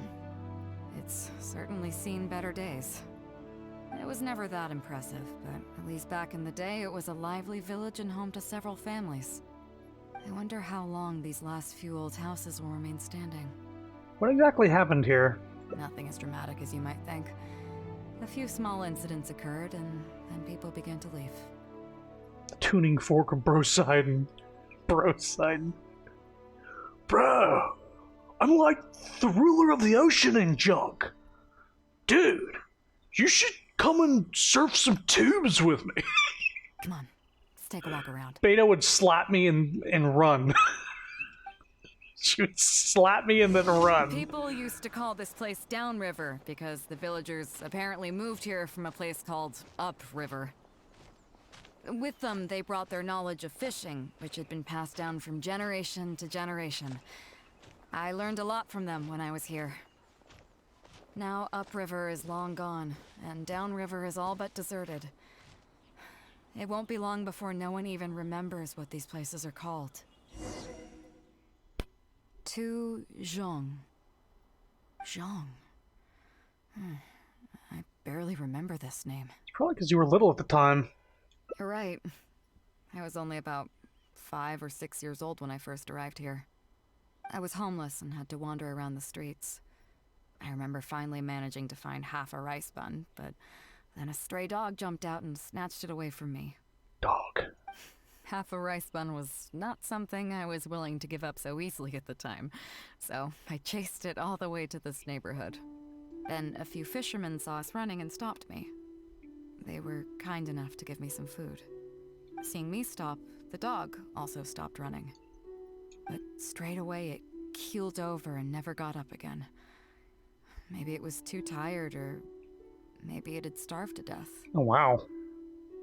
I went over and saw that the dog still had the half rice bun in its mouth. It didn't let go even at the very end. Poor thing. Had I known the dog was so weak, I would have let it take that half rice bun. That's when the villagers took you in? I could tell they were wary of me at first. I was the dirty little kid who had just chased a dog to death over some scraps of food. But I got lucky. The village chief took pity on me and brought me to their home. That's how I ended up staying here. What made you leave later? Do you know what the name Beidou means? Come on, I'll explain along the way. About a year or two after I arrived, the village chief fell ill during the winter and passed away. During that same period, the harvest was getting worse and the fishermen's catch was getting smaller day by day. Without the village chief to handle the situation, people began blaming each other. There were even rumors that some families had been overfishing and leaving nothing for the rest of the village to catch. But in the end, they all turned on me, saying that they shouldn't have ever taken me in. They said I was bad luck. Sorry, I was picking vegetables. Go on. They pointed to how that dog died on the first day I arrived. Next thing you know, the village chief dies, and then all the fish die out. They said I was a living curse, and the downfall of the village was all my fault. I told them that I didn't understand. I'm not a curse, I'm just Beidou. Then some of the villagers started shouting, and drove me out of the village. They shouted, "Nando controls life. Beidou controls death. Beidou controls death." Before then, all I knew about my name was that it had something to do with the stars. It wasn't until then that I realized that Beidou was a constellation. And the Alcor, one of its stars, was an omen of death. Here we are. This is the old house of the village chief. I bet he never expected that the little girl he took in would grow up to be seen as a curse that brought about the village's total destruction. If you're cursed, then I think I am too. What do you mean? The Animo Archon's Gnosis was taken after I arrived in Mondstadt. Is that all? Geo Archon's Gnosis was also taken after I arrived in Liyue. And let me guess, you got to Inazuma and the Electro Archon's Gnosis was taken as well? Well, you seem to wreak havoc on a grander scale than I ever could. Does that make you feel better now? Oh, I get it. You're trying to convince me that I'm not cursed. I appreciate it, and I'll take it. Let's not forget that the people whose names stick around are the ones who emerge from the stormy seas unscathed, and the ones who get swept away in the wind are the fledgling birds who couldn't hack it. I, for one, have never encountered a storm I couldn't weather. But your journey's far from over, isn't it? Just remember, there's no telling what else you might encounter in this vast world. So if you ever find some idiot trying to brand you as a scapegoat just because you're the one who lived to tell the tale, tell them Captain Beidou demands to have the honor along with you. Remember, you'll always have the Captain of the Crux to back you up wherever you go. I suppose we're just two scapegoats looking out for each other. Two cursed scapegoats banding together for survival. Sounds like a recipe for disaster, but at the same time, I kinda dig it. I'm lucky to have a friend like you. Okay, it's time to get back to our photography. Right, teacher? You finally remembered what we were here for. Thought you might not be in the mood. Come on, let's not waste any time. Get it done while you can before I change my mind. So, do I need to strike a pose? Maybe go for something a little flirtatious? What? The nerve! What do you think this is? Oh boy. I don't want to do this whole modeling thing. Oh no. Hey, cut it out. No more pictures. Uh-oh. You quickly press on the shutter before Beidou. Ah! Oh, we did get an ending. I thought we agreed to strike a flirtatious pose. Sorry, you agreed with who again? Guys, that was an ending. It was an ending. We were getting an ending. Save that.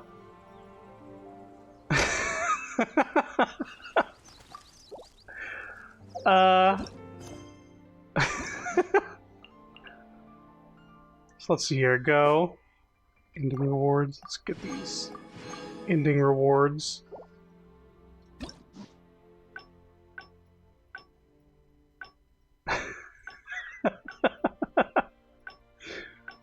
Oh god. We had to, though. That's actually what we had to do for that ending. Alright, let's continue from here. Here we are.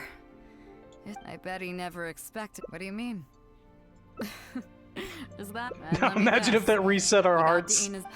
I was expecting the hearts to go down. To wreak havoc on I appreciate it. Let's not forget that the people I, for one, have your journey's far from over. So if you ever find some idiot, remember, you'll all I kinda dig it. I'm lucky to have a Okay, it's time to get back to our photography. Right, teacher? Finally remember what we're here for. Come on, let's not waste any time. So, do I need to strike a pose?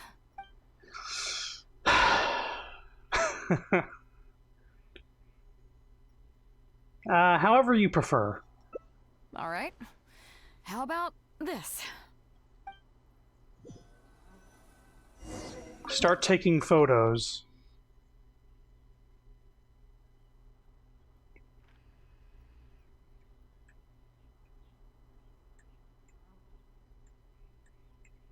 You gotta have the negative space. You gotta have negative space in order to make things really work for you. You got the mountain, and you got the hotel in the background. You got that tree on the left. Just gotta get a little more. There we go. Now, let's see here.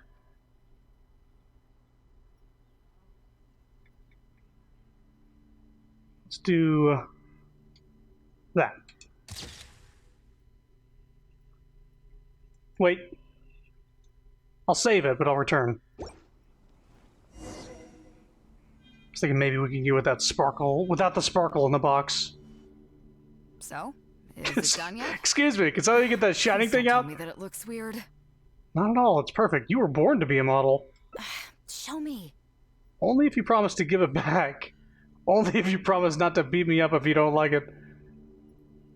Yeah, sure, whatever. Now give it here.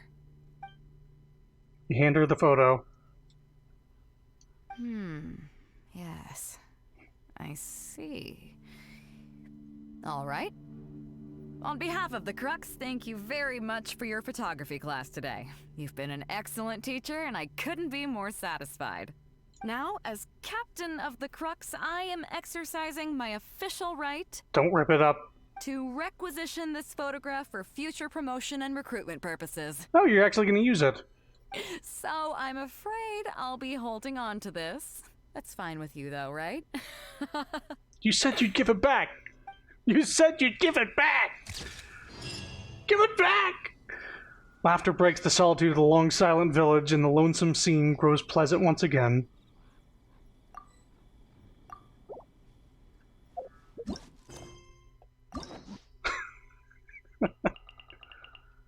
Alright, only a couple more here.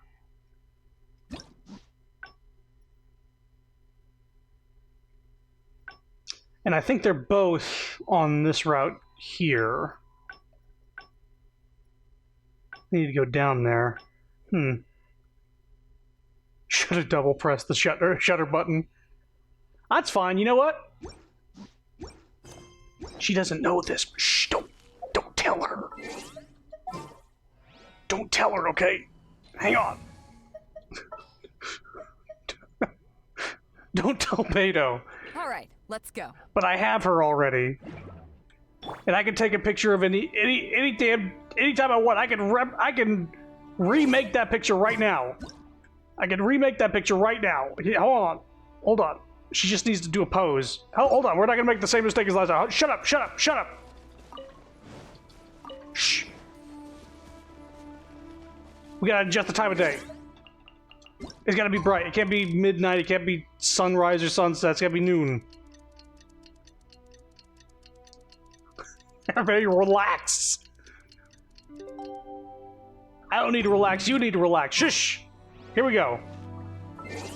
We need to camera. Zoom in. Not that much. Go back. Aim down a little bit. Aim up a little bit. Aim right. Aim left. We need to have her facing this way a little bit. Zoom in. Aim to the right.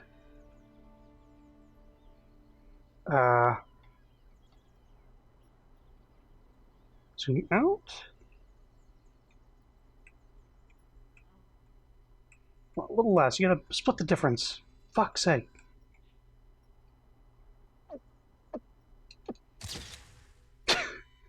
No.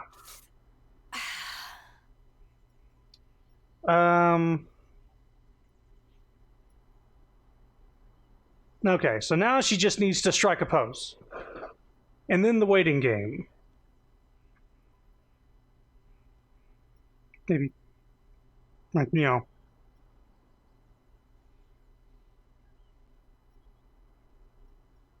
This is what you get for playing with a controller.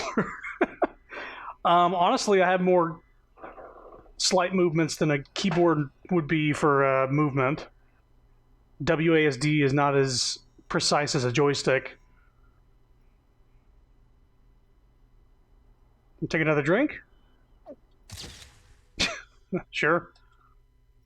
Does she have another idol, though? She has another idol. This reminds me of the milk drink animation from Zelda. Come on, what's the other idol animation? I'm curious now. If you ever want to trade tactics, I'm always ready. That's a good one. Crack knuckle. Beto was boosted in the previous event? Not the Raiden Shogun one. She was boosted with Zhongli. I won't hold you back. So I got much. I won't hold you back much. You know, hang on. Did I only get one of her? No, I got 3 of her. You know what I'd love to do? Adventure team, assemble!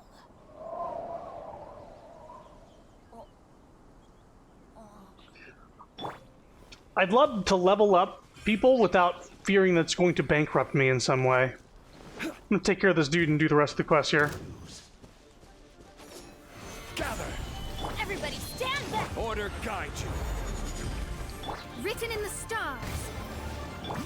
Illusion shattered. Can't run from debt. Debt?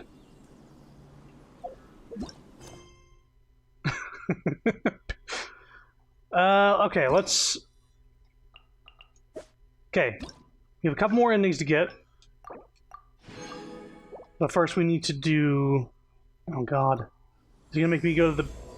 Ah, it's gonna make me go to the boat! Do I have to give different answers to the crew at the very beginning? Hang on. Before we do that. Once we're done with this, we'll stop the stream, but these go on for a bit, and I can only imagine doing 2 of these per stream tops because of how long they go for. This second quest line might actually go for another fucking 45 minutes. Add Astra. Because the only one I'm familiar with is Diona and Noelle's first one. Okay, we gotta go...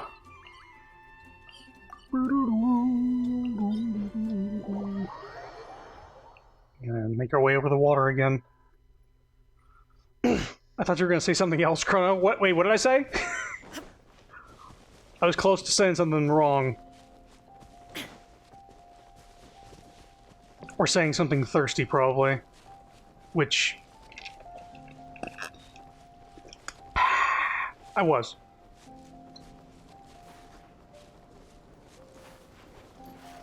Nope. Nope.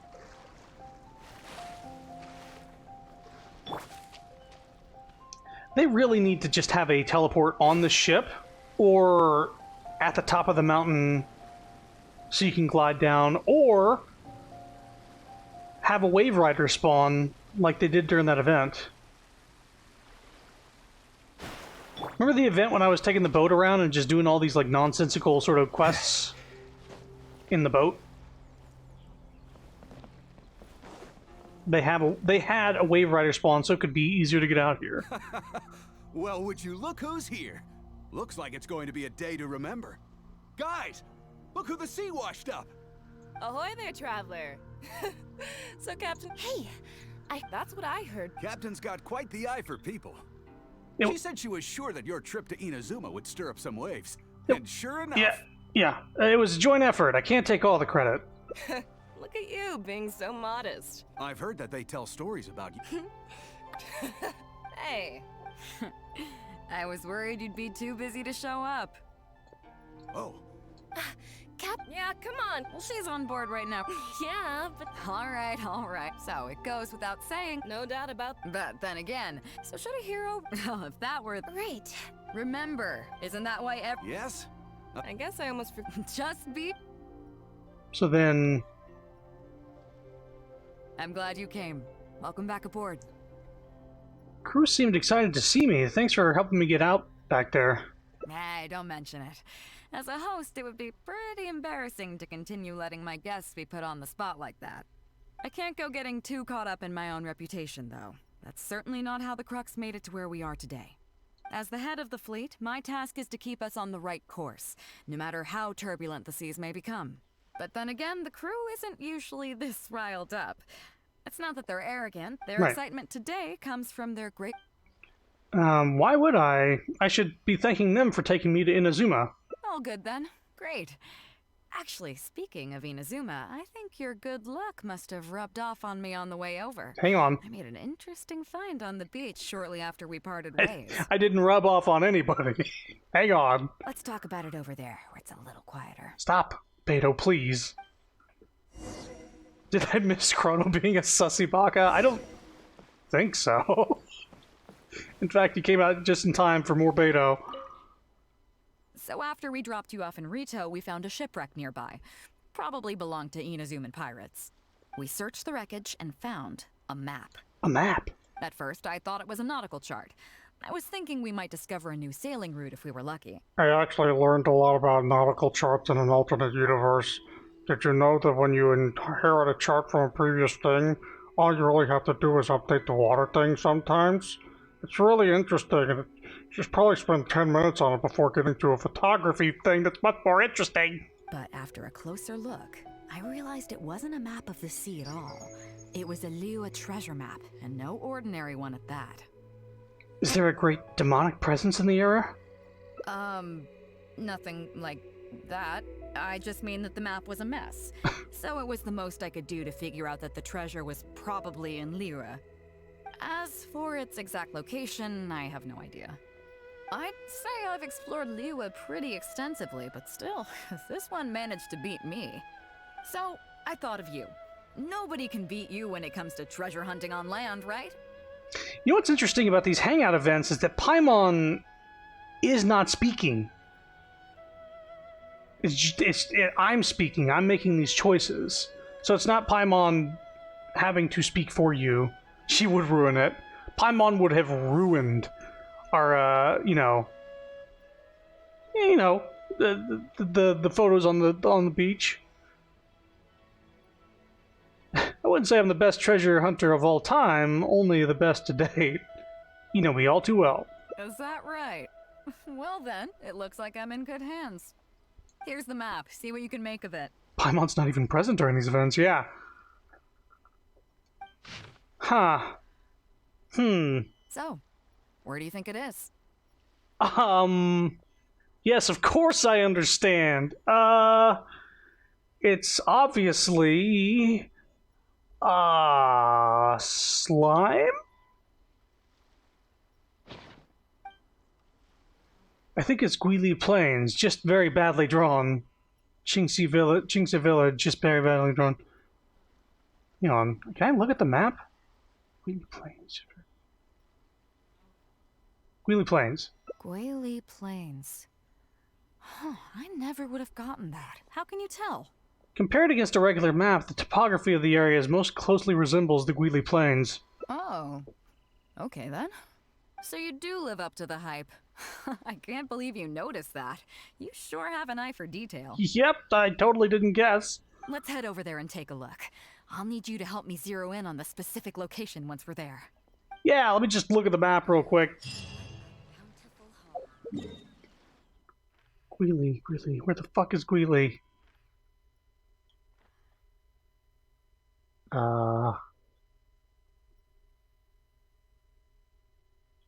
Here? Oh yeah. Yeah, I guess that's where the path is. What was the other one? Qingxi Village? Huh.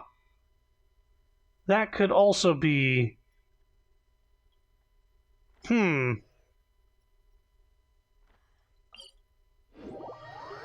am I teleporting to this one?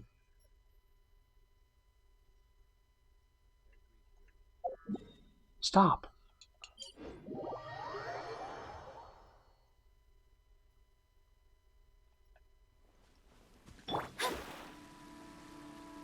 Ah, bright light. Yeah! Solidify! There is no escape. This guy just had a bad day. Out on patrol. Got quad teamed by 2 gods and their children. Hey.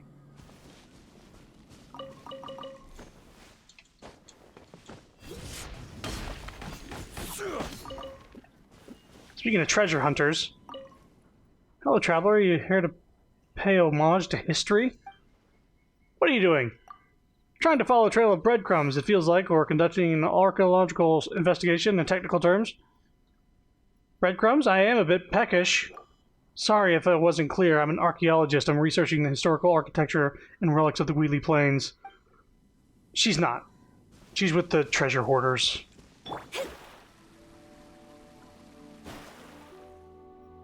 It should be around here, right? Who are they? Treasure hoarders. Oh, it's a bunch of treasure hoarders.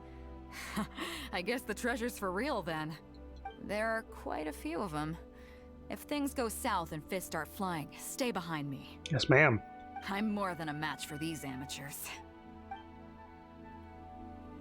Although I haven't leveled you up, so I'll go ahead and take care of the...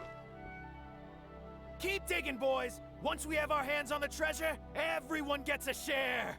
You can all hold it right there! Huh? Who's that barking orders? Do you know who you're up against here? Keep going if you got a death wish. What the? It's... Captain Beto. Run, boys, run! Nobody move! Captain Beto, Lord of the Ocean. This is all my fault. I didn't know who I was up against. I don't have a death wish. I swear. I got a big mouth is all. It's always saying things it shouldn't. I swear I'll wash it out with soap the moment I get back. Please, have mercy. Will you spare us? Wow. Well, spare them, at least. These guys are just trying to put food in their mouths. They'd never hurt a soul. If you need to take anyone, take me. Please, let them go. Golden alligator. Small time. Treasure hoarder leader. It was me that disrespected you. They never did and never would. Is that right? Fine. Seems like you've got a heart in there somewhere, seeing how you treat your crew. I'll let you off the hook this time. Get out of here! Thank you, Captain Beto. Thank you. Wait. Yes? What else might the merciful and mighty Beto require? This treasure's still up for grabs. The Crux fleet honors the rule of first come, first served. You found it first, so name your price. I can't have any rumors going around about Captain Beto stealing other people's treasure, can I? Captain Beto, we wouldn't dare take more from you. Take the treasure as an apology for my foolish words. Please, take it. Please. Oh? Well, if you insist. I accept your kind offer, and I'll make you one in return. You don't seem like terrible folks, so let me help you get onto the right track. If you want to mend your ways and put all this behind you, the Crux can probably arrange some odd jobs in the port for you. It'd be humble work, but at least it'd get you on your feet and making an honest living. A much better deal than what you've got going now, if you ask me. Wow, thank you, Captain Beto. On behalf of me and all my boys. Right. Let's see what we've got in here. This isn't what we're looking for. Yeah, I've already scoured Let's look around. Maybe we'll find it. these ruins. I activated this like months ago. I lit that torch up there, that torch there. Activated this platform. There was a chest, I believe. Those rocks look kind of weird. Yeah, let's bust them. Let's see if there's anything. Let's keep looking. Okay.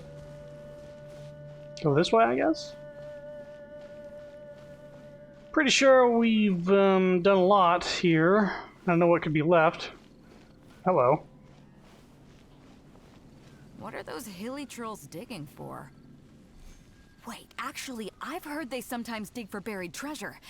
Let's go take a closer look. Okay. Ow. Teamwork is strength! This is order. Fate is upon you. Delve into depth. Shine down. Torn to oblivion. Ha! Ha! You go away. You die too. Nope, not here either. Why are her voice lines like that? Bonk. You can't talk like that, Beto, and not ask for a sultry picture every now and again. Now that we've searched all the places of interest in this area and come up with nothing, you got any ideas? What is the treasure you're looking for? It's Captain Beto! Captain Beto! Huh? Huh? Hey, what brings you back here? Captain Beto! Actually, we've just been wandering around nearby. We didn't go far, because we were thinking about what you said and... Well, me and the boys decided we're ready to move away from all of this and get on the straight and narrow. Oh? Are you sure? Yes, absolutely sure. Okay then. But I'll warn you right now, you won't have it easy. It might just be menial work in the port, but in the eyes of the general public, you'll be associates of the Crux. So there'll be a grueling test you have to go through before you can start. I understand. Truth be told, Captain, it's only because it's you, the mighty and honorable Captain Beidou. If it had been anyone else, I don't think I'd have listened. And since you made us this kind offer, I'd like to ask, if I might be so bold, is there any hope at all for us to become full members of the Crux in the future? Even the tiniest shred of hope? Well, there's no place in the Crux for delusions of grandeur, that's for sure. But then again, everybody has to start somewhere. He's a simp. Yeah, he absolutely is. So, it comes down to you. If you manage to impress me and earn the respect of my crew, then yeah, nothing's impossible. Okay, so what you gotta do is you gotta beat a dragon, and then you got to defeat a monstrous Hydra creature, and a harbinger of the Fatui, a couple of them, and then you have to fight the almighty Shogun in her mind prison and change her ways somehow. And also change the course of an entire country and their political views. You think you can do that? You think you can do that? Thank you, Captain Beidou. Thank you 1,000 times over. I couldn't help but notice you were searching for something else. It still hasn't turned up? Why? Do you have any clues? We heard about 2 treasures, both in Guili Plains. We were still looking for the first one when you found us. So maybe the other one might be what you're looking for. Where is it? Not too far from here, but I'm just not sure of the exact location. All the info we got about this treasure came from the black market. The answer's hidden inside a poem which goes like this. Drunkenly I gazed at the ruins long forsaken, and lay beneath red leaves whose branches cast a crooked shade. The dusk sun shone upon the sea as I awakened, but Guyon stood twixt weary eyes and the sight of home they crave. Okay. Red leaf tree at dusk.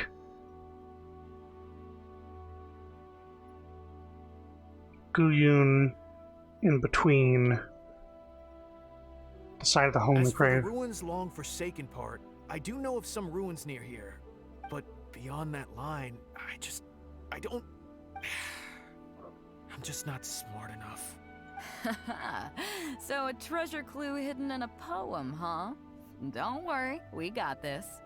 See my friend here? If they taught treasure hunting as an art form, you'd probably be calling her Grandmaster. This kind of thing's a piece of cake for her. Am I right? Let's maybe head to the site first. I have no interest in being a Grandmaster of anything. Okay then. Let's start by heading to the site and surveying the scene. Maybe we'll find some other clues over there. Okay, come on boys, you heard the captain. Lead the way.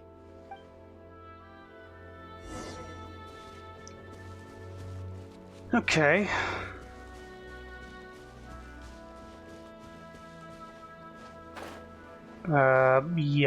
Yeah. This is where we start? These are the long forsaken ruins from the poem. Apparently they were once full of treasure, but judging by the state of them now, it's probably long gone. It seems that we need to dig deeper into this poem.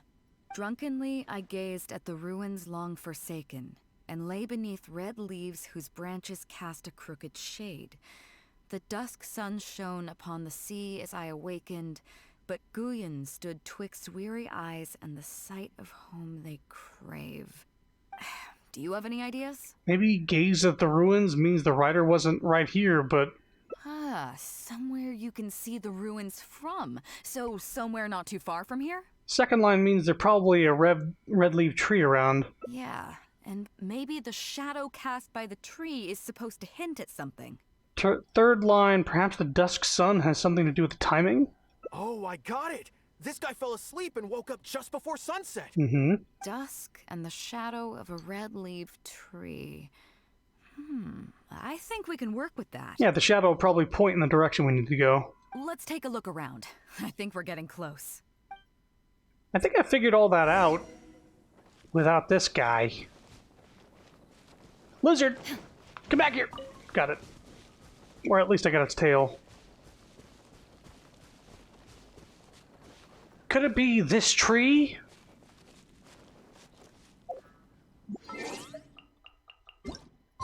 Okay, we need to go to Dusk, which is right around here.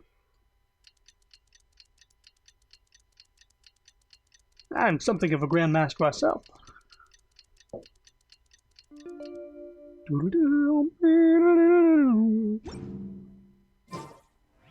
Where's the shadow? Oh, it's raining! That's great. Oh, god damn it! This always happens. You're on treasure hunt looking for the shadow of trees and the poems, and it starts raining and the shadow doesn't exist anymore. Oh, hold on. My shadow. I'll use my shadow, so it's pointing that way. So this way? Hey! Got it! Found it! At long last, the treasure is finally in our hands. A check from the Northland Bank. That's what you call thinking on your feet. You really came through. We found the spot in no time. Yeah, we did. Without your help, I don't think I ever would have gotten my hands on it. I was expecting it to be something a little more unique. To us, this is just a check that you can exchange at Northland Bank for some Mora. But to some people, it's of huge importance. When I found the treasure map, it was tightly sealed inside a small bottle along with a letter. I'll let you read it for yourself. If you find this bottle, I may no longer be in this world. I originally thought that these... No. That these pirates, having their ways and means, might be able to send me back to Liyue, which was why I got on board their ship. I never expected that. Ah, forget it. I suppose this is what they call destiny. Before I came to Inazuma, I was worried my old mother's place would be burgled, as she lives alone. So I left a check for all the more I have saved over the past few years, buried in location marked on this map. Please help me retrieve that check and exchange it at the Northland Bank. The Moro will then be yours to do with as you please, save for a small portion that I would like used to pay for my mother's living expenses. Her name is Minamoto Kotomi. She lives in Guili Plains. Please do this for me and thank you. I'm sorry, Mother. I found loads of those sakura blooms that could be found all over your homeland, but it's a shame that I cannot send them to your side. This is probably because he couldn't leave the country because of the order that Raiden Shogun, like, no entry, no exit to the country. So it's the dying wish of a man who met a tragic fate. It's the last will of a faithful son. Yeah. I can't fault him for what he did, but the way things turned out... all I can say is, life is unpredictable. Well, let's fulfill his final wish by taking this check to where it belongs. Quick second.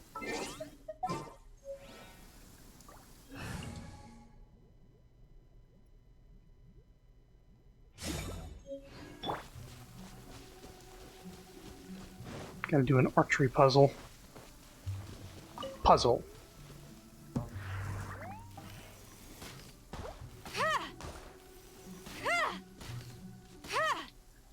Yeah. Shoot all of them. Let's see. That looks edible. What? This looks useful. I don't think anything in that was edible alloy.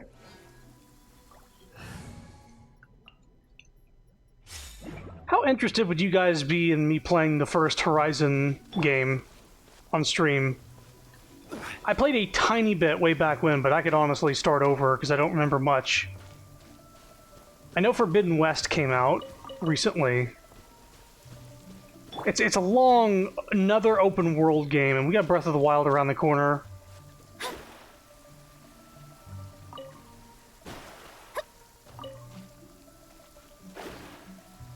Yeah, Horizon Zero Dawn.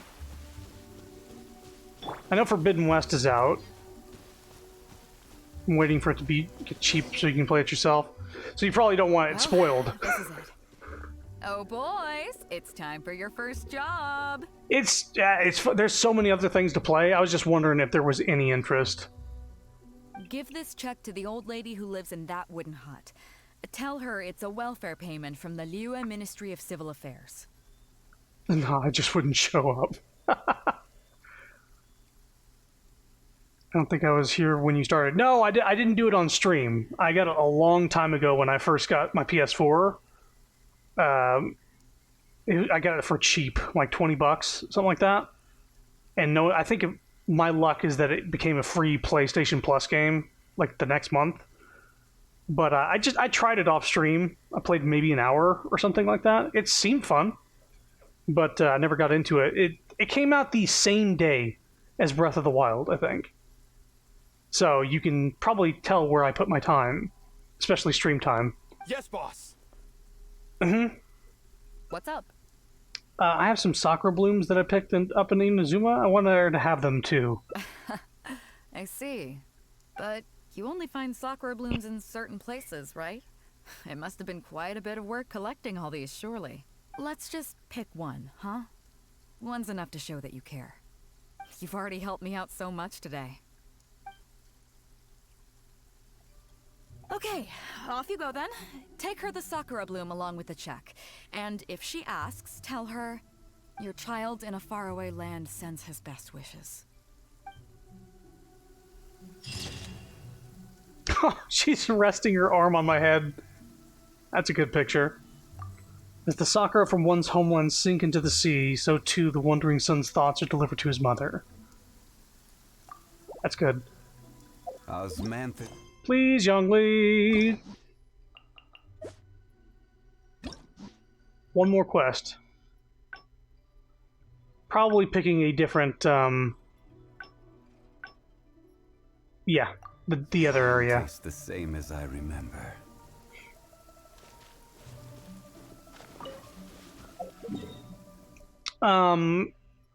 Yeah. If I do decide to play it, it's going to be a while from now, because not too long. We're not too far off from Breath of the Wild 2, and that's going to be another huge open world game coming out right at the end of me getting to, like, the end of lots of stuff I can do in this game, honestly. Because I finished story content. I finished character story content as well. So now we're doing hangout events, but after that, there's not really much... There's not any story stuff for me to do in this game after I get done with these character quests. So Genshin streams are going to be a lot less often in the future.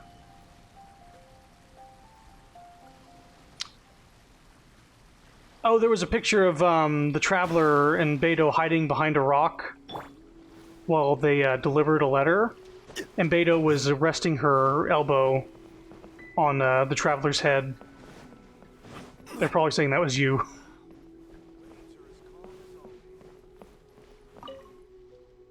So after we dropped you off in Rito, we found a shipwreck. We searched the wreckage. At first I thought, but after a closer look, I realized it wasn't a map of the sea at all. Evil Chi? Nothing. As for I'd say it, so I thought of you. Nobody can beat you when it comes to treasure hunting on land, right? I wouldn't say I'm the best treasure hunter of all time, only the best to date. Is that right? Well, here's the map. See what you can make of it. So, where do you think it is? Chinsa Village. Just very badly drawn. Chinsa Village? I don't see the resemblance at all. How'd you come to that conclusion? Chinsa Village has a lot of terraced land, which seems to match the contour lines on this map. Oh. Okay, then. I'm definitely a rookie at this. But your word's good enough for me. Time for a trip to Chinsa. You're coming with me, of course. I'll need you to help me zero in on the specific location once we're there.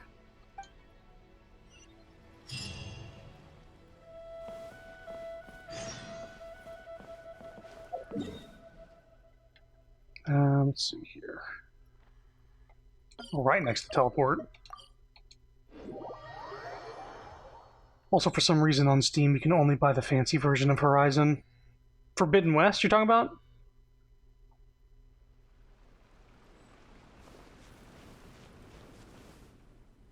Ah, Beidou! Wow, and the Traveler! My goodness, what's the occasion? Just here to visit us old folks once again? She sounds drunk.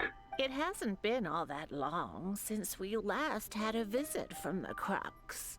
But I'm glad you picked today. You're just the people I need. These two young rascals, they've been arguing with each other non-stop about some petty nonsense or other. I'm too old to get through to them. They won't listen to me. Please, talk some sense into them. They won't listen to you because you take 20 seconds to say 3 words. Rest assured, Granny Zhuoshin, whatever the situation is, Zhuoshin? the Traveler and I will take care of it. Is that how you say her name? Zhuoshin? Oh, thank goodness. It's Captain Beto. You couldn't have come at a better time. You're the voice of reason I need in this situation. Captain, please, help me get justice. Whoa, hey. What exactly is going on here? Spit it out, tell me everything. It makes me mad just talking about it. G here, I don't know if he's got a screw loose or what his problem is. But anyway, he took it upon himself to raise, well, practically a whole army of finches, okay? And now guess what? They fly onto my land and completely destroy at least half of my crops. I asked him to pay compensation, but he refused. Now how is that fair? Captain, I'm innocent. They're not even my finches. I just thought they looked kinda cute, you know, so I fed them a couple of times. They're wild birds, though. A couple times?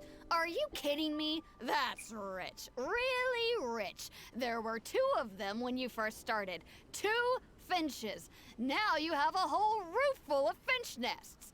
I swear, every time I come by your place, I think I'm at a bird market. I'm telling you, you are not gonna get away with this anymore. So, yeah, I mean, they laid a few eggs, made a few nests, but finches gonna finch, you know. These are wild birds. I mean, they'll do whatever they please. So that's how it is. I think I got the picture. Finch is gonna finch. What's your take? I think G is responsible. He has been feeding them too much, and now they're destroying people's crops. Yeah, you have a point. Gee, let's say I'm interested in buying these finches off you. What would you say to that? Are you serious, Captain? Oh, that would be great. Honestly, with all this trouble they've been causing me lately, they've become a bit of a burden. So if you're happy to take them off my hands, that would be perfect. So you're claiming ownership of them? All right, deal. My only condition is, you have to use some of the money to compensate Wenjing for her losses. Oh, come on. But I never raised them, did I? But you're selling them. Well, you tell me. You took my deal, that means you admitted to being the owner. There we go. It? Otherwise, what gives you the right to sell them to me? Boom. Captain Beto's right. If you didn't raise them, what makes you think you can go taking her money for them, huh? Well... What is she gonna use all those finches for? Don't worry. My offer includes plenty left over for you after deducting the compensation. This way, you get something back for looking after them. Okay, then. Okay. I'll pay the compensation. I hope you two are very grateful indeed to Beto. The drunk granny's I dare back. say no one else will be quite so accommodating toward the people of our village. Thank you for taking care of this. Granny Zhuoshin, as you know, many of the boys from your fine village do sterling work for the Crux. Just stay away from the bottle. The fleet wouldn't be what it is today without them, so please think nothing of it. Gee, Wenjing, I guess you're free to go. Captain Beto, you're here. Pops Shing, it's been a long time. How have you been? Don't get me started. I've been having some real trouble with that neighbor of mine, Jen. We keep having the same argument, and it just goes nowhere. I'm sorry, do R's in Chinese sound like "zh"? "Zh"? It's like WBX? I thought it would say Ren. It was like Ren. What the hell? I heard you were in the village, so I rushed over to seek your help. What's the issue? Oh, come with me. You'll see. Let's go find Jen and clear this whole thing up, face to face. Oh, now it's just Jin. What the hell?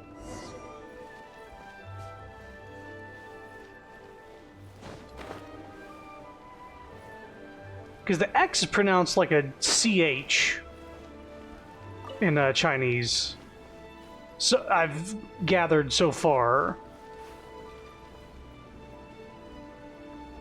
And then like the Z is the Zh, like Zhongli. Or then like there's Zhongling, which is XI. So I don't know. It's all over the place. Tell another one, Uncle Gast. They're so interested in Uncle Gast. I totally meant to click on you, Uncle Gast. Can you please just give me those radishes? Thank you. My brain is too small to handle most Chinese pronunciation. Yeah, it seems to be inconsistent, but I can't really talk. Seeing how English language works. Captain Beidou, you're here. Open your eyes, Jin.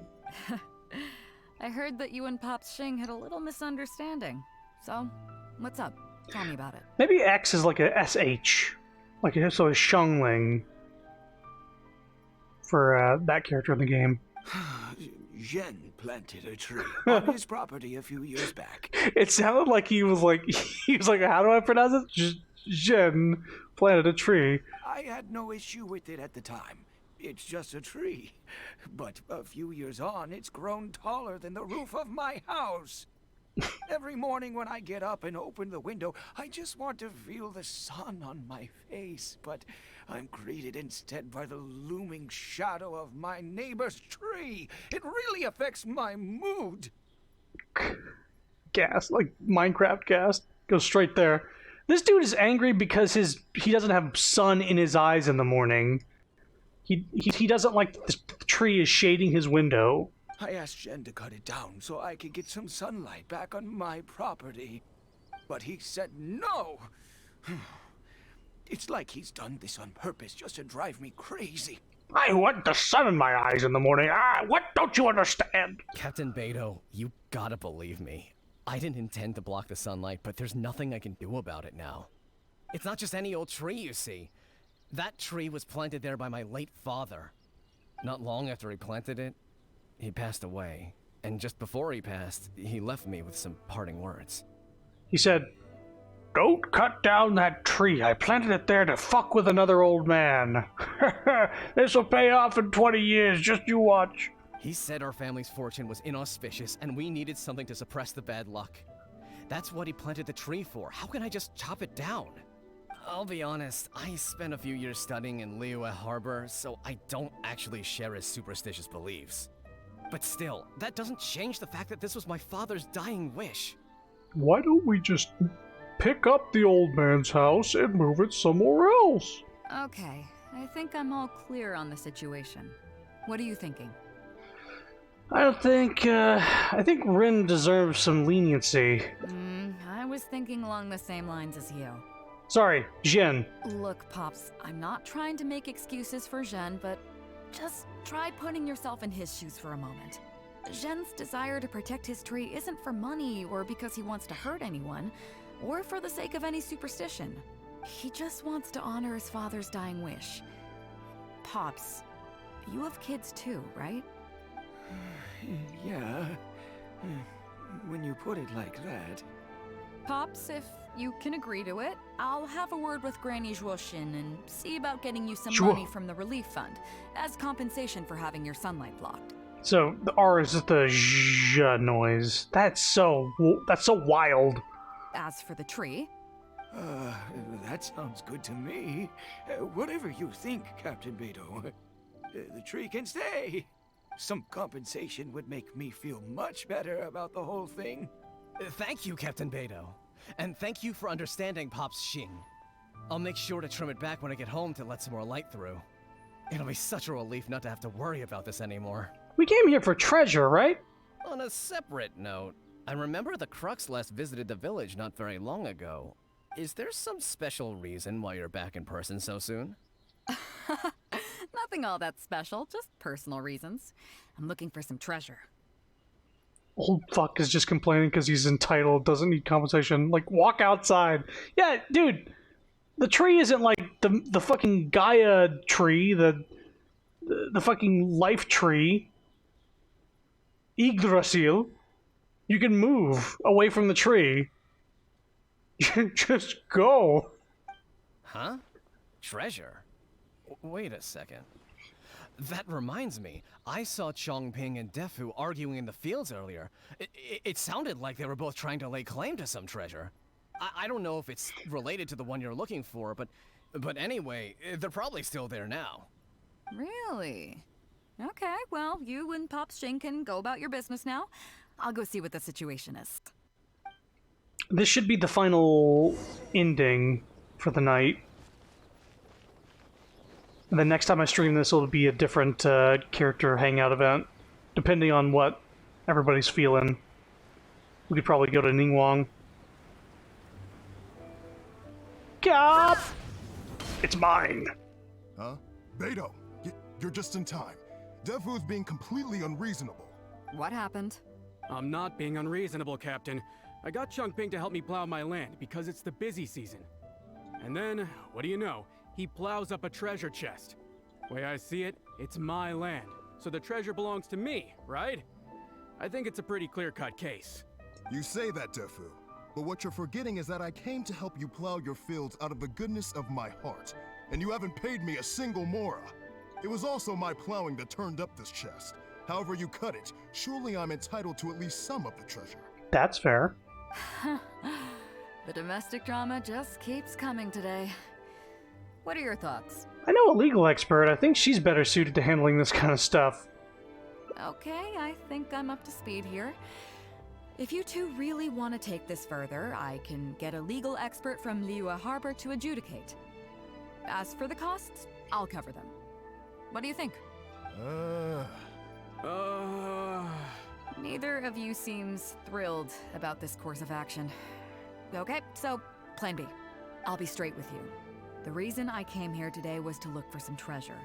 Chances are it's hiding right there in the chest you're both fighting over. I think they were talking about Yanfei, that lawyer adeptus. So, how about you two stop fighting over it and do me a favor by handing it to me? Of course, I'll be indebted to both of you. If either of you ever needs anything in the future, the Crux will not hesitate to lend you our support. Captain, you're far too kind, really. Indebted? That won't be necessary. If you want this chest, you go ahead and take it. Yep, totally agree. If only I'd known you were looking for this chest. You should have said something.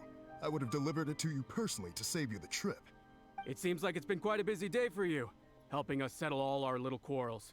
Come on, let's go to the village. I'll rally the masses. We'll get some good food and good drink and have a good old get-together. No, good. Don't worry about the chest. I'll carry it over.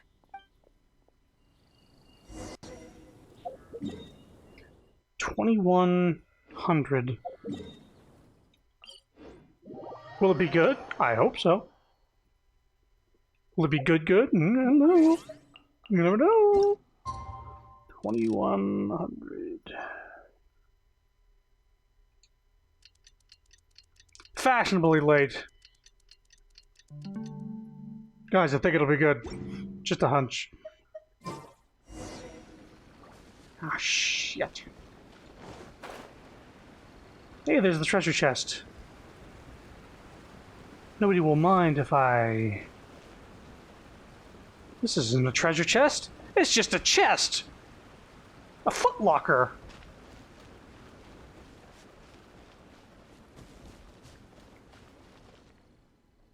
What a fine day today has been. Beidou has solved an awful lot of problems in our village. Granny's back in the bottle. She sure has. Without Captain Beidou, that compensation payment would have bankrupted me. Check for mimics. Which way is the chain facing? Yeah, and if it weren't for Captain Beidou, I'd still be arguing with Pops Xing. Hear, hear. We have plenty to thank Captain Beidou for, I'm sure. I propose a toast in her honor. How does Beidou make money? She gives a lot of it away. To Captain Beidou. Cheers. I couldn't ask for more than the chance to get everyone together and drink to our heart's content. Cheers! She's a good character. That really hit the spot. Want to get some air? The view in this place is pretty good. We can take a look through the contents of that chest while we're at it. Chongping placed it by the water wheel. You sure you haven't had too much to drink? Are you kidding? Beidou can handle her liquor. Come on, let's go. I like that noise she made. I'm fine. Just had a little too much to drink. So, I've been thinking. Everyone seems to trust me enough to let me have the final word on their disputes. But don't you think some of my solutions can be a little stupid? You can laugh, I don't mind. Take Changping and Dufu's wrangling over that chest, for instance. I had no clue who it should belong to, so I just came up with this stupid idea of taking it for myself. At least that way, neither of them would feel like it was unfair. But, I mean, I'm no Ningguang. I can't make a perfect deal every time. And I'm no Yanfei either. Not all my judgment calls are going to be 100% fair and square. I am Beidou, and my strength is in trading favors. So the captain of the Crux just hands out favors to everyone all the time? You think I should be more selective? A little. Some people think their favors are so valuable that they need to plan out how and when to use them to maximize the return on their investment. They view the favor as a bargaining chip. Yanfei? Yeah, she's this lawyer girl with horns. She's an adeptus. Others see doing favors as a burden. Not worth anything in monetary terms and prone to getting you locked in a cycle of constantly returning the favor back and forth. But the way I see it, favors are what keep people connected to one another. Over thousands of years, the people of Liyue have created bonds between each other by doing someone a favor here and asking for a favor there. This means that no individual is truly on their own out there. When someone falls down, there's an invisible net made of human connections, waiting to catch them and get them back on their feet. Over the years, I've come to owe favors to a great many people, and many other people have come to owe me one. These are the countless bonds between us, like so many fish in the sea. And they're the reason that the Crux and I have survived the countless hardships we faced. I believe that if there ever comes a day when the world is overrun by monsters, Liyue's legal system collapses and the land is thrust back into an age of war, it's these bonds that will see us all through the dark days ahead, until we come out on the other side. So the reason you asked for my help with finding the treasure today was so that you can owe me a favor? I'm not saying that. But either way, we have a pretty firm bond between us already, don't you think? Yeah, firm is right. Was this wind brewed in a winery? It's making me lightheaded. Okay, hold on. Chill. I feel like I'm forgetting something. Something we were literally just talking about. If you forgot, that means it's not important. Or you did mention that treasure chest. Oh, yeah, the chest! Oh, I got so immersed in our conversation that I forgot all about the main event. Come on, let's open it up and see what's inside. Overwhelmed by the putrid smell of years-old rotten cabbage. Oh, that's it? A whole lot of nothing? It's not exactly what I was looking for, but you know what? I don't care. The fun part was going on a treasure hunt with you. Come on, let's get back to the party. Tonight, we go big before we go home. So those dudes were arguing over this chest without even opening it up to see if it's worth arguing over? Yeah, they didn't even open it. Aw, that's nice. She's drunk, but she's happy. Are these men stupid? You know what sucks about this timeline? I mean, this is sweet and all. All these endings have been good. But this is the timeline where we misinterpret that map, and we don't get that son's last will and testament to his mother. We went to the completely wrong place and didn't give the mother the money she needs to survive, or the peace of mind that her son is, you know, in some other land. Oh boy. All endings reached. So now y'all have an idea of what the character hangout events are. They're very focused on the character, and you got a couple endings to look forward to on a single storyline. Of these endings, gotta say, I love the photography event. I like that it had two endings. One with, I'm not gonna let you keep this picture, and the other one, which was the flirtatious. I need a flirtatious picture. Oh, this was the picture that they were talking about earlier, Aspen, with the elbow resting on the head there. So this ending never happened because we went to the wrong place. I wish I was drunk and happy. And this is where you went with her on a distraction mission. I don't really like this one. I like, being with Beto, but I feel like this one had a lot more to it because you learned about Beto's childhood. This one was a treasure hunt where she turned some treasure hoarders into her crewmates. And this one was just showing how generous she is. They all have a little something to it. This one was like... Excuse me. This one was like, we're doing crime by not doing crime. We're just the distraction for the real crime.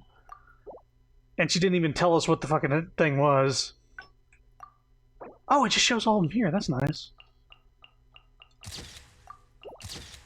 So these are fun. They take about an hour and a half to 2 hours to do.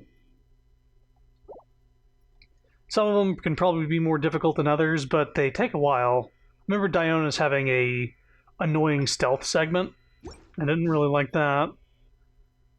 But next time I stream, we can choose on who to go for next.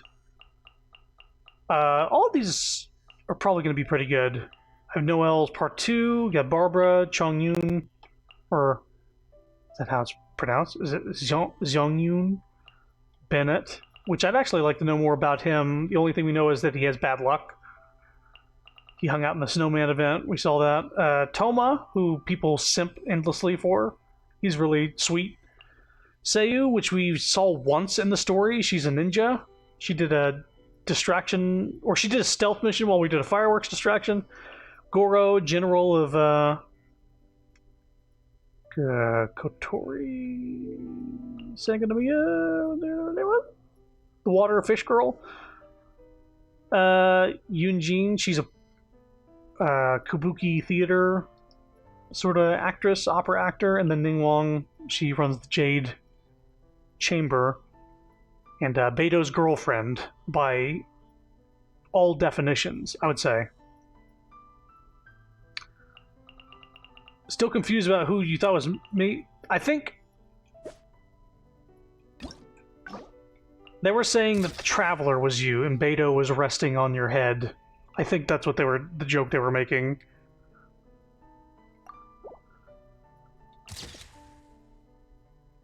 By the way, we're at 4 hours, 11 minutes. Been going for a while. This was fun. More streams in the future, because these are going to be taking a while. So at the very least, 6, 9, 12, at least 13 more hours of just these stories. And also, whenever a new event comes out, we'll be keeping up with those. Other than that, there's not, we're going to be just doing those. And then I'll probably move on to another game until, like, 3.0 comes out.